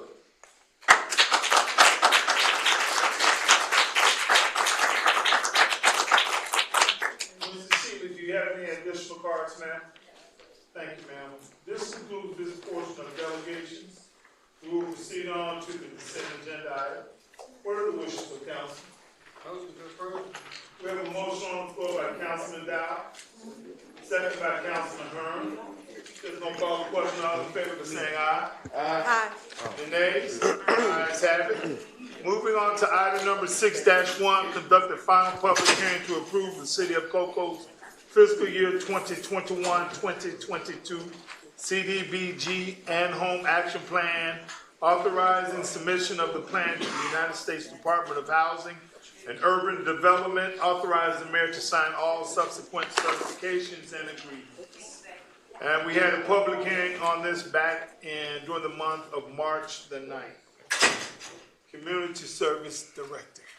Thank you, Mr. Mayor. Yes, ma'am. The City of Cocoa anticipates receiving $175,249 in community development block grant funds and $81,562.93 in home grant funds for the fiscal year 2021-2022 from the U.S. Department of Housing and Urban Development. As required by HUD and the city's citizen participation plan, an ad was placed in the Florida Today newspaper summarizing the proposed projects and a 30-day public comment period. The 30-day public comment period began February 2nd, 2021 and ended on March 9th, 2021. No comments have been received. Projects were advertised with funding amounts of $172,703 for CDBG and $81,562.93 for home, in accordance to Council's approved recommendations on March 9th, 2021. As of May 19th, HUD provided a notice of a revised increase to the original allocation amount. The new allocation amount is $175,249. In accordance with HUD waivers, the city published a 3-day public comment period in the local paper on May 21st, 2021, to continue to provide reasonable notice and opportunities to citizens. Staff is requesting council hold the second and final public hearing on the proposed FY 2021-2022 action plan, approve the plan for submission to HUD, and authorize the mayor to sign all subsequent certifications and agreements. And a copy of the action plan was provided in this document. Thank you, sir. Thank you very much. What are the wishes of council? Motion to approve. Got a motion on the floor by Deputy Mayor Goins. Second. Second by Councilman Dow. Chair's gonna call the question. All in favor by saying aye? Aye. Any nays? Ayes have it unanimously. Thank you. Thank you. Moving on to the next item. You're back again. Approve the final subdivision known as Adamson's Creek, Phase 1C, consistent with Chapter 18 subdivision, Appendix A zoning of the City Code with conditions. Thank you. I know you will expound, but I think Mrs. Seelig will do a presentation as well. Yes, sir. I'd like to introduce Dodie Seelig, our P&Z manager. She is going to provide a short presentation on this project. Thank you, ma'am. Good evening, all. Good evening. Good evening. Really? This isn't in order at all.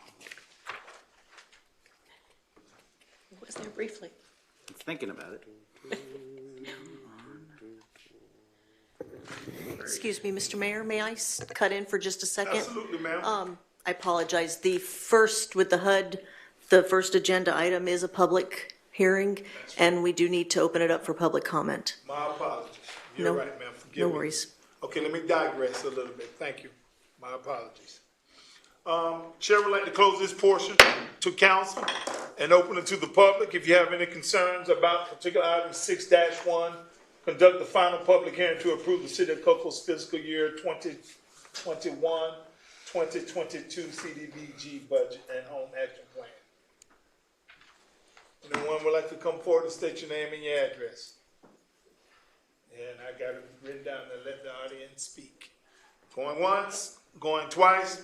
Chair would like to close this portion of the public and return it to council. I'll even do another vote, even though we know the outcome. You made the motion. Yes, sir. Motion approved. Okay, and the second came from Councilman Dow. Is that correct? Correct.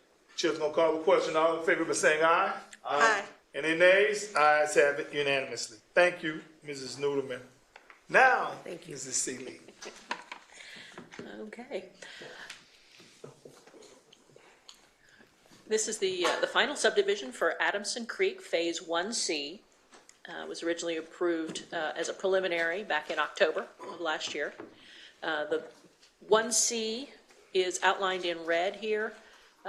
95 is the red road on the map above. Adamson Road is running north-south on the left side. You can see the existing Phase 1A. 1B is in this area, and 1C that is being approved tonight runs through the back portion of the property. And this is the layout. There's 155 lots on essentially 2 roads. There we go. North is to the left of the screen. That wraps around a stormwater pond here, and then there is another stormwater pond up in this portion, up in this area here. So it's 62 and almost a half acre overall. About 55 is being developed with the streets and housing. A little over 6.5 is wetlands. And as I said, 155 homes. The stormwater tract H will be stocked with fish, and it'll have a fishing dock and platform. And there'll be an observation deck on the north end of the larger stormwater pond I, and it also has a walking trail that wraps around that pond.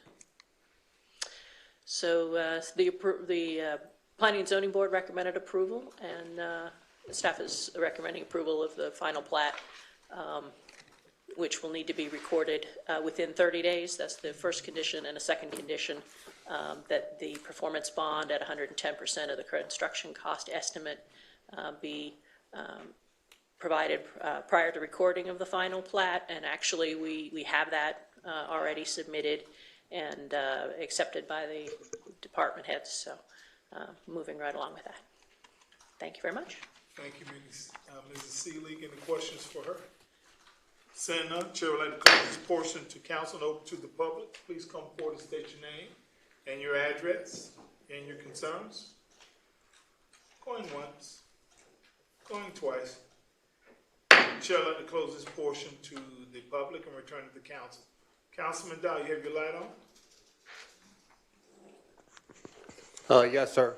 When the Adamson Creek development came in to council and told their plans, if you notice, everybody, I've got some pictures here that I took out there at Adamson Creek in Lost Lakes mostly. These are the pond that they were talking about supposedly cleaning up. Well, you see the pictures, they haven't cleaned that pond up, and that's the buffer between Adamson Creek and Lost Lakes. And the individuals out there at Lost Lakes are very upset with this because the developer said he would take care of that. He has not. That's why I was out there all day yesterday talking to a lot of residents and taking the pictures of the pond, the retention pond between Adamson Creek and Lost Lakes. I just like everybody to understand what's going on. Okay, is that it, sir? That's it. What are the wishes of council? Seeing none, our chair would like to make a motion to approve staff recommendation. Second. Second by Deputy Mayor Goins. The chair's gonna call the question. All in favor of saying aye? Aye. No, they better not be sleeping. Any nays? Nay. Nay. Let the record reflect 3 yes. Let's do it this way. Deputy Mayor Goins, what's your vote? Yes. What's your vote, Councilman Hearn? Yeah. Mayor makes a yes. Councilman Dow? No. Councilwoman Cost? Nay. Okay. Let the record reflect 3-2 yes. Councilman, Deputy Mayor Gahn, sir. Mr. Smith, I know when we first had that conversation last year about the pictures that we have about the pond, what was a description given to them exactly what they needed to do or what? Because I know one time was high grass and stuff like that. So I see the grass cut, but did we give them specific guidelines on what we wanted inside the pond? They had guidelines that were provided by St. John's Water Management District, and it was my understanding that the district approved the activities that they perform for maintenance. So Wow. It sounds like they may have fallen back out of maintenance. So we'll follow up with the district as well as the developer. Okay, one more. Okay, that was my question. But if that's a St. John thing, I want to hear what he has to say regarding the St. John's permit.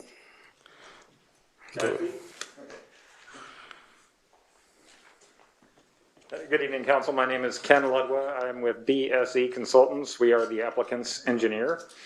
And yes, the maintenance that was done was as directed by St. John's River Water Management District.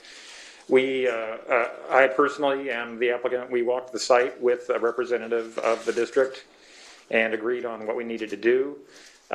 There is some vegetation within the lake that was left there. It is intended to be a fishing lake, and that vegetation in the lake keeps it kind of a little more natural for fishing conditions. We did clear out the vegetation. Basically, everything along Lost Lakes has been trimmed out as we understood it needed to be. If there needs to be additional maintenance, we're certainly we're certainly willing to make sure everybody's happy there. One thing I do want to note is the applicant did notice that some residents of Lost Lake were dumping their yard waste in the Adamson Creek Phase 1C property as well. So they need to take care of their yard waste a little better as well. So happy to answer any other questions that you might have. Yeah, I think the main concern is like a lot of those cattails, and I guess there's probably a lot of pepper trees are in between the two lakes when they meet each other. Right. If that can be taken care of, I think that'll suffice on what. They took am care I, of am I most of right the about that, peppers Councilman Dunn? Yeah. I've got the pictures right here. That's between the two lakes. There's no way it's got steady flow. It's a mess.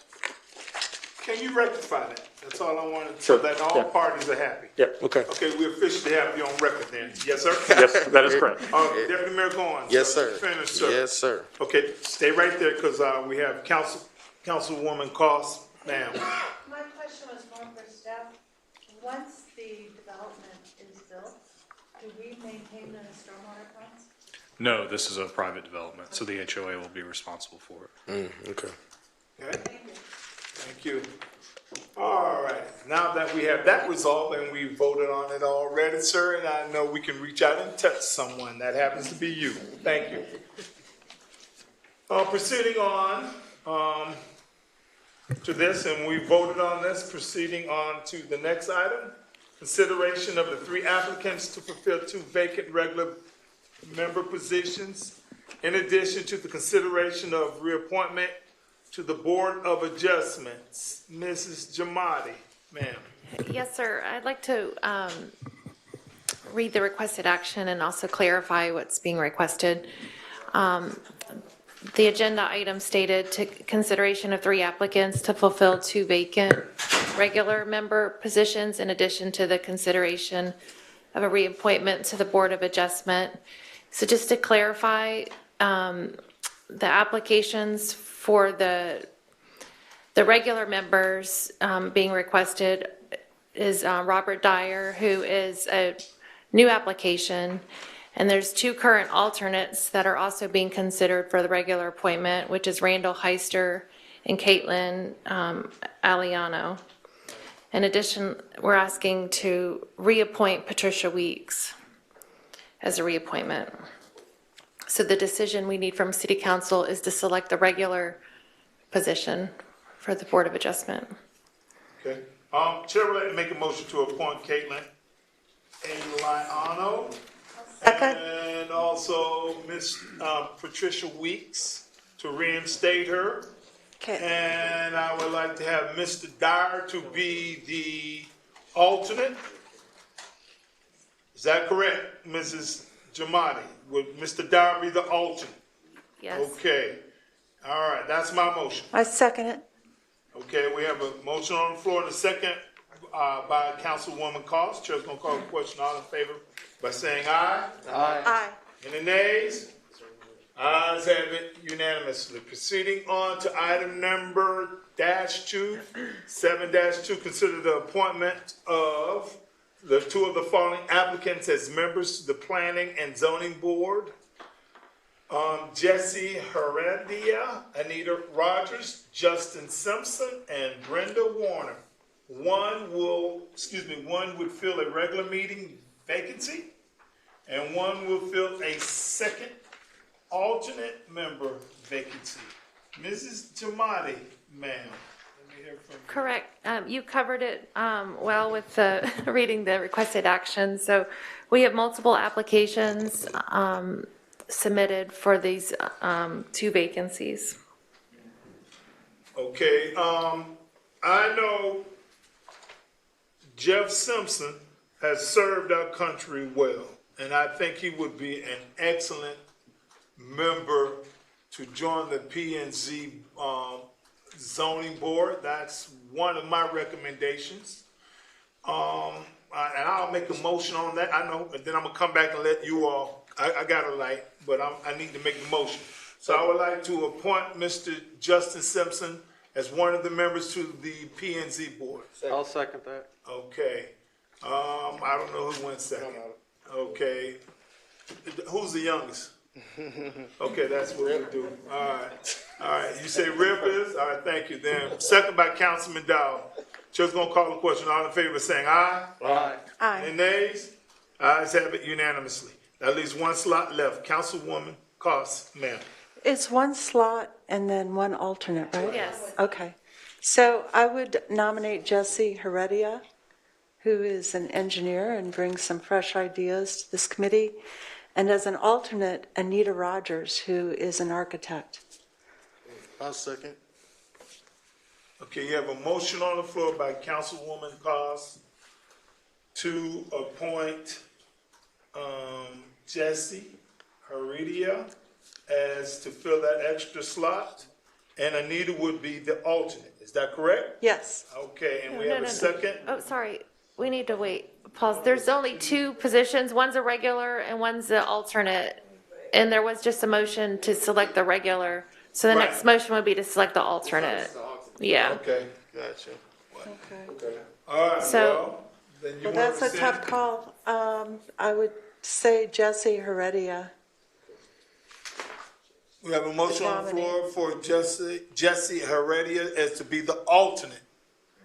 Okay. Second. And a second by Councilman Hearn. Just gonna call the question. All in favor by saying aye? Aye. Any nays? Ayes have it unanimously. Mrs. Cost, could you turn your light off, please? Thank you.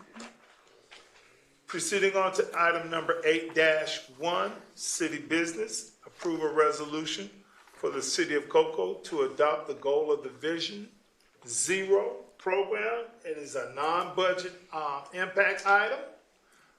This item, as you all clearly will see, will address volumes of road that may have a high volume of car accidents. So we're being proactive, pretty much. Is that correct? Yes, sir. And we will get a toolkit too as well, Mr. Smith. Is that correct? Yes, sir.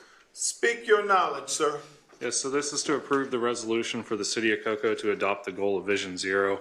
I'll touch on it, and then Kim Smith from Space Coast TPO would like a couple minutes to explain the program as well. Really, it's about adopting the vision of zero fatalities and injuries on our roadways, not just for vehicles, but bikes and pedestrians as well. So it's really an approach that brings in engineering, planning, and data, as well as public outreach to try to help prevent some of the accidents that occur. With that, Kim, if you'd like to touch on this. Thank you. Good evening. And I actually just want to lend our support. My name is Kim Smith. I am the Vision Zero project manager for the Space Coast Transportation Planning Organization. And on behalf of Executive Director Georgiana Gillette and the Space Coast TPO, we fully support the City of Coco's adoption of Vision Zero.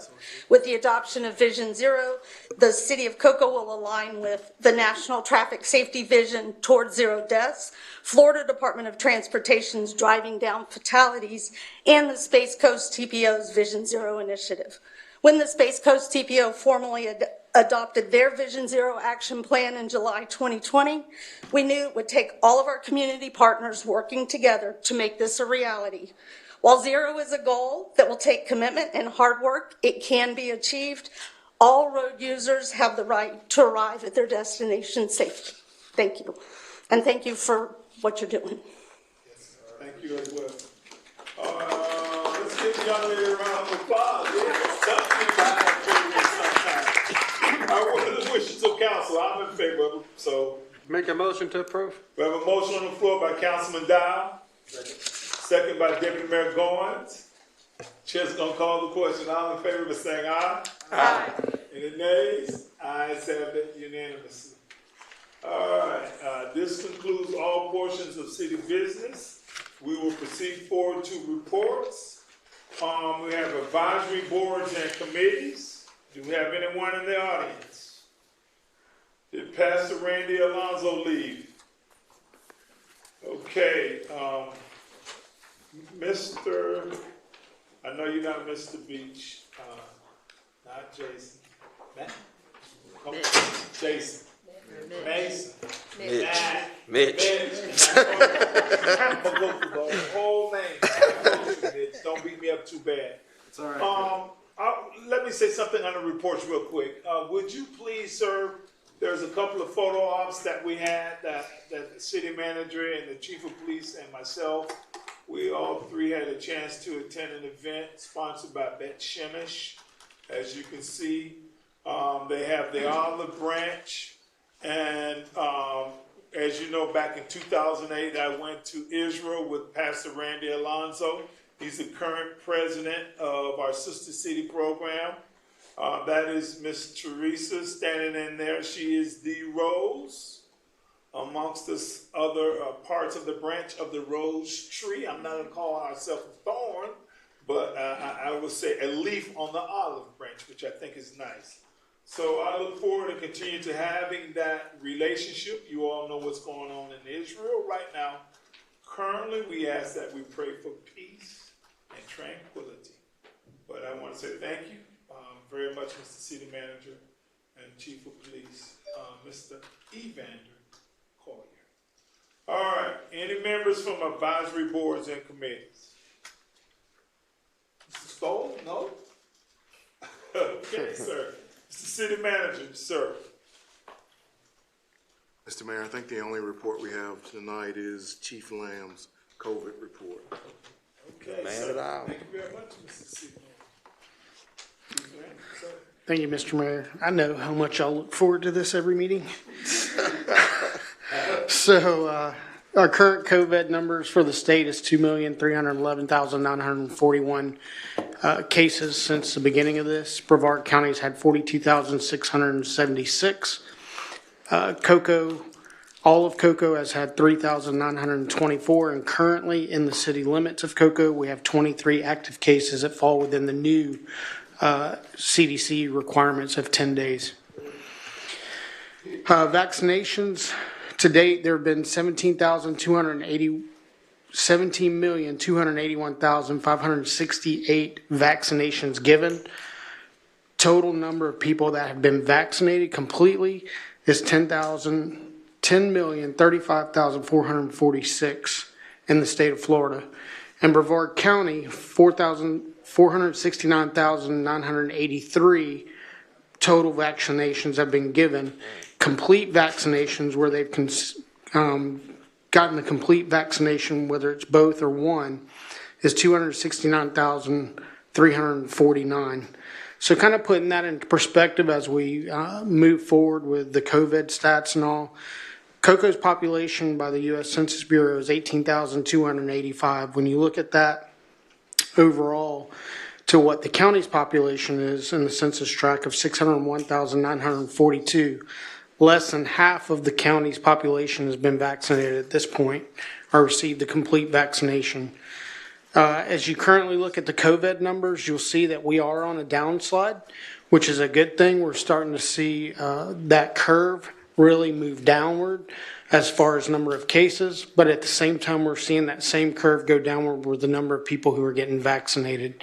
So time will tell. We do look like we're on the path to recovery as far as moving forward with where we're at with COVID, but we're certainly not out of the woods as of yet. So we will continue to encourage the public as much as possible to join in those vaccination events as we continue to push out the advertisements when we get them from the county. Samantha pushes those out on social media, and we try to get the word out as much as possible to all of our citizens in the community who would like to participate in getting vaccinated. Good job, sir. Thank you. Let me say one thing. Let me do a little survey. Put y'all in the hot spot. I mean, you don't have to comment. I know I took the shot. And I took the shot one and done. I took the Johnson & Johnson April the 3rd. And I'm still alive. And I do endorse wearing your mask, and it's optional. And I know Brevard County is going that way. Come June 4th, our school system will give you the opportunity and the option to do it. And this option is up to you. But I think the more people we get, and I respect those who do not wish to participate. I respect that fully. I have reservations. But I know the number of kids and the number of people we all come in contact with. I just wish you all do like they tell the professional boxers, protect yourself at all times. Even wearing your mask can be time consuming. Okay, so I thank you, Chief, for keeping us abreast of where we stand. And I think it's imperative in order for us to make a well-informed decision, we must have knowledge. And I thank you very much, too, as well. Anyone else, Mr. City Manager? No, sir, I do have one item. At your last meeting, I believe it was, Captain Ed Lanny resigned from the Cocoa CRA. And so applications have been coming in since that time. And the question from staff tonight is, how long would you like to advertise for that replacement? The last time you did it, it was advertised for approximately 2 to 3 weeks. Same. Okay, so what are the wishes of council? 10 days? 2 business weeks? That's Is that fine. fair and equitable? Yes, sir. 2 weeks. 2 Okay, weeks from now? Yeah. Yes, from today. Or you can start tomorrow. You want to start tomorrow? Okay, do you need a motion? Because I kind of, unless it's a dire emergency, you know what I'm saying? Do we need a motion, City Manager, or would just a consensus be sufficient? As direction from the council. Okay, thank you very much, Mr. City Manager. Any concerns, Mr. City Garganese, I know about that? No, the vacancy needs to be filled, so it has to be advertised so you can get an appointment. Thank you, sir. Cool. That's it for me. That's it, Mr. sir? Mayor. Yes, sir. All right. Thank you, Super City Management. Next, Super City Attorney. I have no report there. Okay, we're proceeding forward. All right, City Council. It's been brought to my attention by Councilman Hurd. We are doing even numbers. So we will do District number 4 first. Councilwoman Cox. Again, welcome back. Thank you. You'll be relieved, I just have this, really have one item. Well, one item and a question. Responding to Sarah Conklin earlier, do we have to make a motion to put something on the budget to have those considered? It's been brought up several times, the farmer's market idea, as well as the subsidizing the Route 6. Will that be on the budget, or do I need to make a motion? To place it on as an To agenda place it, item? I mean, it's not really an agenda item, it's to be considered with other budget things, right? I mean, we've had several citizens come forward on these. Would that be? As for our considered? Garganese, what is proper protocol? Because I know what my feelings are. Well, it's there. Are they next year's budget items? Yeah. Don't you have I don't want to speak for the manager, but I think we have a meeting. The first. The budget, June 1st? Yeah. You can put that as make that as part of the discussion. Okay. Okay. Set. Okay. Okay, good. The other thing is, I'm so glad that we passed the Vision Zero. And I know everybody is very supportive and we want to promote that. I think there was a little confusion in a meeting where we discussed this earlier. And I'd like to clear that up because it sounds like the Space Coast TPO was really looking to work with us to promote the program. And somehow it got confused in the translation. In fact, I was just reading back over the motion. I'm not sure what the confusion is, but it was always intended to be an event to promote the fact that, for COCO to promote the Vision Zero program. And we're just kicking it off with memorial marker that for Miriam Moore's mother, because she was the one that brought it forward.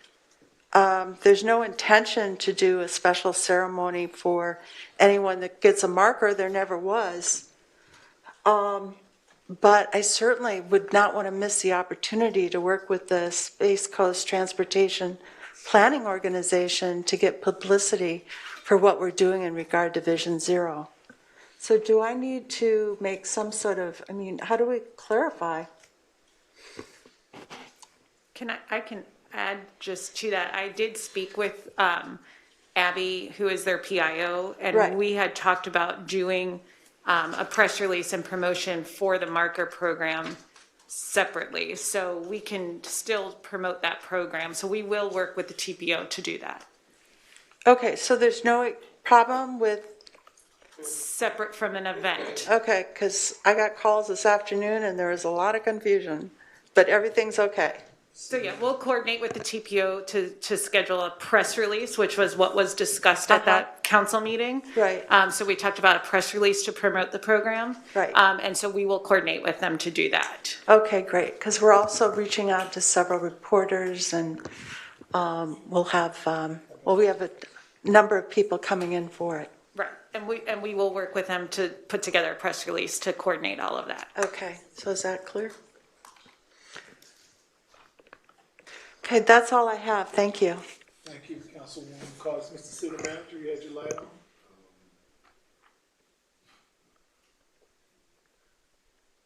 So, Samantha, if you're clear, I guess I'm clear. At your previous meeting on the item, it was a motion to announce the program without a ceremony associated with it. I don't know who would have called Councilwoman Cossey because it was a staff-to-staff conversation between city staff and TPO staff there. So if we're just simply promoting and it is not a city-sponsored event, then I think we're fine. The issue for staff is city-sponsored events are not authorized by individual council members. They should be authorized by the council. So, That's what we did though at the meeting. I guess there was just confusion over. Okay, let him finish, please, ma'am. Let him finish. Is that it, sir? and so if we're just simply, Samantha's lending her expertise for promotional assistance and it is not a city-sponsored event, then I think we're clear. Let me ask a question, Yes, please. ma'am. Turn your lights on. Go ahead, ma'am. Why wouldn't it be a city-sponsored event? Why wouldn't we want to sponsor the promotion, the kickoff of Vision Zero if we just passed a resolution saying that we supported this program and want to promote it? Why wouldn't it be a city event? If it's a city event, we're going to invite the entire council. If it's an individual council member event, then that's different. So the issue comes in when Samantha gets a call and she knows nothing about the planning of the event, And so she's told that it's a city-sponsored event. She's the city's chief public information officer, and she doesn't know that it's a city-sponsored event. And so it tends to become unorganized. Other council members don't know about it, and so I'm not encouraging or discouraging you to against it being a city-sponsored event. If it is, let the council say so, and then we can put our best efforts into making it the best city-sponsored event that we can, which includes the participation of whomever wants to participate on the council. Well, I would love to have the participation of as many people on council as possible. I make a motion that it is a city event. It's an opportunity for us to not only promote Vision Zero, but to promote that we are promoting Vision Zero, that we care about safety. I had a conversation with our new chief. We've lost 3 people in the last 3 weeks. Well, we've lost 3 people in the last year on Dixon Boulevard alone. It's an issue that deserves our attention, and I never intended for it not to be a city event. Anyway, I would really like to make a motion. I ask for a second. That this be... I refrain from making motions unless it's a dire need under reports, ma'am. If you really feel compelled, put it on as a city item. Well, this is happening on June 15th, if you want to bring it back, but we're going to be missing some publicity opportunities. I thought it was a city event when we originally did it. You made a motion. Motion dies for lack of a second. Are you kidding me? I gave you ample time. Okay, does that mean that I can't bring it back at the next meeting? I mean, this is for Ma'am, safety. time out. You You're can go the have a safety meeting guy. with the city manager. You made a motion, no one seconded. That's Robert Rules of Law. I gave it ample time. Sit down and have a conversation with the city manager, ma'am. That's what I'm saying. Okay. Is that it, ma'am? Yeah. Councilman Hearn, sir. I have no reports. Okay, sir. Councilman Dial, sir. Just one thing, I'd like to thank the staff for all the hard work they do and the diligent time to give us all the information. Fire chief, police chief, assistant city manager, the Dial planning and everybody. I appreciate it because you've really made my job a lot easier and council's job a lot easier. Thank you very much. That's it. Thank you, sir. Deputy Mayor Goins, sir. Thank you. Sir. There's a few people came up today, we were discussing some things dealing with the budget, so I encourage people to get engaged and be there June 1st, 4 p.m. inside council chambers. I think that's a perfect opportunity to voice your opinion. The mayor and council allows the opportunity for citizens to have a conversation as well dealing with our budget. Because too many times we have conversation after votes are being taken, and I think we all know that's really not going to be a successful opportunity. So June 1st, the budget workshop will be in City Council chambers, 4 p.m. We would love for you to be there as well. I wanted to give a shout out to the fire department and also the police department. The last few weeks have been heavy dealing with Narcans. Drugs has consumed so many people, definitely in these last few weeks within the city of Cocoa. So I'd like to thank police department and fire department for bringing a lot of people back to life. We all know drugs are a problem. It's an issue. I talked to Chief as well as city manager dealing with Provost Park. We have some issues that we're going to work on, and I appreciate Chief for coming up with strategies now to force that issue, because I think we all see by driving by we have a problem, a big problem. 520 are pushing a lot of homeless people out, and they are finding their way to our parks. And most of the times, drugs come with that situation. And so I know I'm tired of it, and I think it's time for our kids to play. It's time for our kids to be kids. So I really, I mean, it's not just conversation I'm having. It's serious. I'm tired of mom and dad going to funerals. This weekend, a young man got killed last week, and his parents, they did a food giveaway. They didn't do a funeral. They've been fighting with him for years to try to get off drugs. So what they chose to do is do a food giveaway to help other people with issues that they have in life. So as a community, I think we just got to do a better job of paying attention what's going on. I know we ride by sometimes, hey, pull inside Provost Park. I do it a lot. And sometimes I have some different kind of conversations with a lot of different people. But at the end of the day, we have pumped a lot of money where it's needed. A place where have been neglected for years, multiple years. We're not talking just some simple park. No, we're talking about people's livelihoods. We're saying that park saved people. But imagine if we pump in $800,000 in a park that's infested by drugs and we police it. Imagine what that would happen to those kids that live in that neighborhood that cannot go to that park. Imagine how many kids got to go all the way to McClarty Park just to play basketball. I've been talking about this for 2.5 years. I'm finally seeing some movement because we have a city manager and a police chief that's taking this bull by the horns.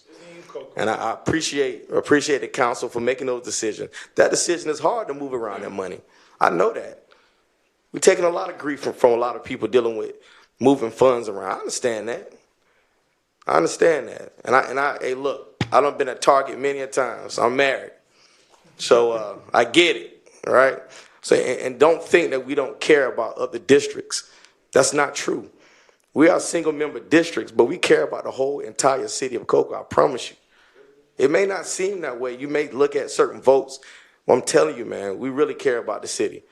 And I'm speaking for the entire council. Things may not go your way. Things don't always go my way. But that's the name of the game. It's politics. So either get in the game or get out of it.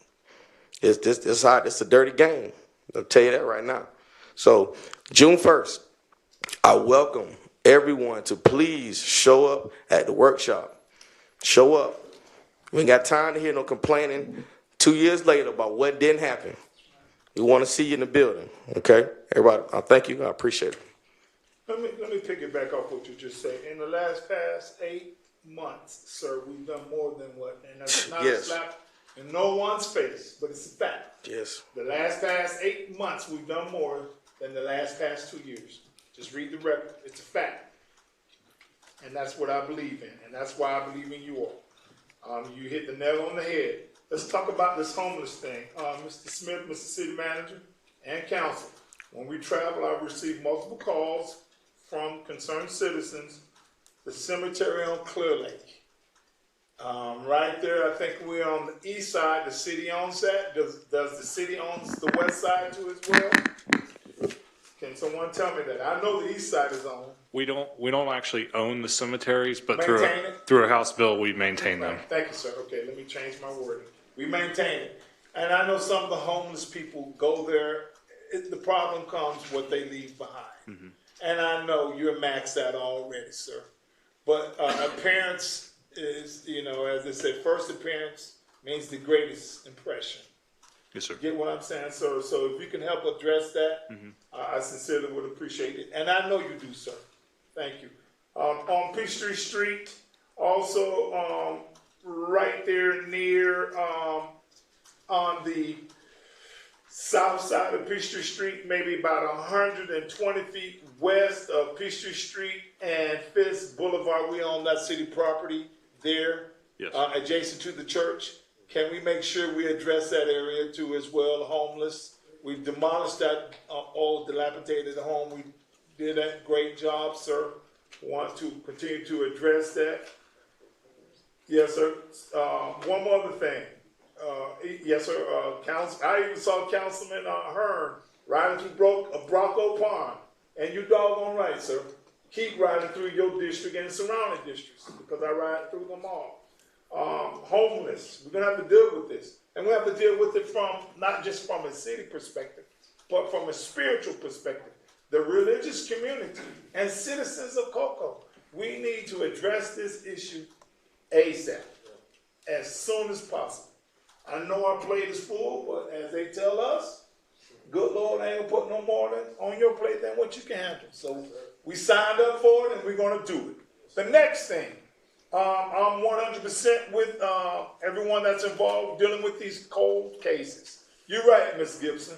And I would like to see if we can select and create a committee so that we can address these issues. Because you're not the only one. There's a multitude of mothers and fathers and parents that we need to address. I know it's hot and I know it's heavy, but the only way we can make this happen, we all must put skin in the game. So I'm ready to put skin in the game. I think one of the liaisons for this should be a councilman. I don't know if Councilman Hearns has the time, but he's the youngest one besides Rip Dow. He's the youngest one. And I would like for us to consider that. Mr. Chief Collier, sir, I think that's imperative, Ms. Needham. Before we close all of our eyes in this room. And I really don't mind if you get mad at me, it won't be the first nor the last. So just get in line and fill out the barber. Next, come on. But I'm gonna do what's right and decent and in order. So we're gonna address this, ma'am, so you don't have to cry no more. So I'm just asking you, Councilman Hearns, I'm getting a little emotional because it's sincere and near to my heart that we address that too as well. Definitely. I got you, Councilman Dow. The other thing, we had the opportunity to go to the closing season of Cocoa Little League at Stradley Park. Awesome job.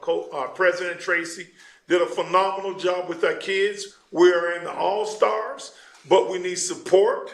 Mr. City Manager, I know that's a combination of District 3, 4, 1, 2, all of them, because we're all God's children that play at that park. So I'm asking you, Mr. City Manager, I know we have the Football Little League. If we need to put it on, I'm not going to make a motion. But what I am going to ask that we consider is allocating some funding for the Cocoa Little League youth for baseball. Because that's all-time Americans' favorite, baseball. All-time Americans' history, baseball. And I believe in it as well. And last but not least, Cocoa High is graduating May the 28th, this coming Friday. I know because of restriction of code, but we do want to say congratulations to all seniors. And I would say job well done, my good and faithful servant, because some of these same kids will be here one day behind this dais. And one last thing, this coming Friday, they're doing the grand opening. Is that still in existence? Mr. City Manager, Ms. Sheely, Save-A-Lot is doing their reopening. Is that still in existence right now, or have they modified it? Yes, sir. We are doing the grand reopening. It's at 4 o'clock at the Save-A-Lot. And we hope that everybody can join us for that. Lottie-dottie and everybody, bring your face into place with the human race. So we ask you to buy local, spend local, keep it local. God bless America and these United States. Chair would like to make a motion to adjourn. Oh, okay, go ahead, sir. When they mentioned the cemetery on Clear Lake, I'd like to give kudos to the Boy Scout who's doing the Eagle Scout in that park. Did a fabulous job. He really got that looking good, and his brother's going to be doing phase 2 for his Eagle Scout project. I just meant to bring that up. Thank you. Yes, sir. You got it in, sir. Okay. We have Mr. a motion Mayor. on the floor by Councilman Dow. Mr. Mayor, sorry, I apologize. Yeah, man, I got great papers. Don't you know there's violence coming around the corner? Go ahead. I forgot 2 quick things. Number 1, don't forget June 1st starts hurricane season.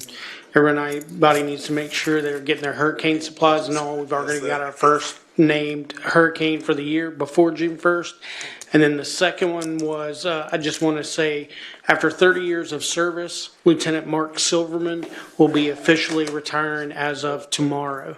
So we wish him well in his endeavors, but 30 years of service to the city of Cocoa. So Lieutenant Mark Silverman. Let's give him a round of applause, man. Okay, so we have a motion on the floor by Councilman Dow, and a second by Deputy Mayor Barnes. I thank you all. God bless you and peace.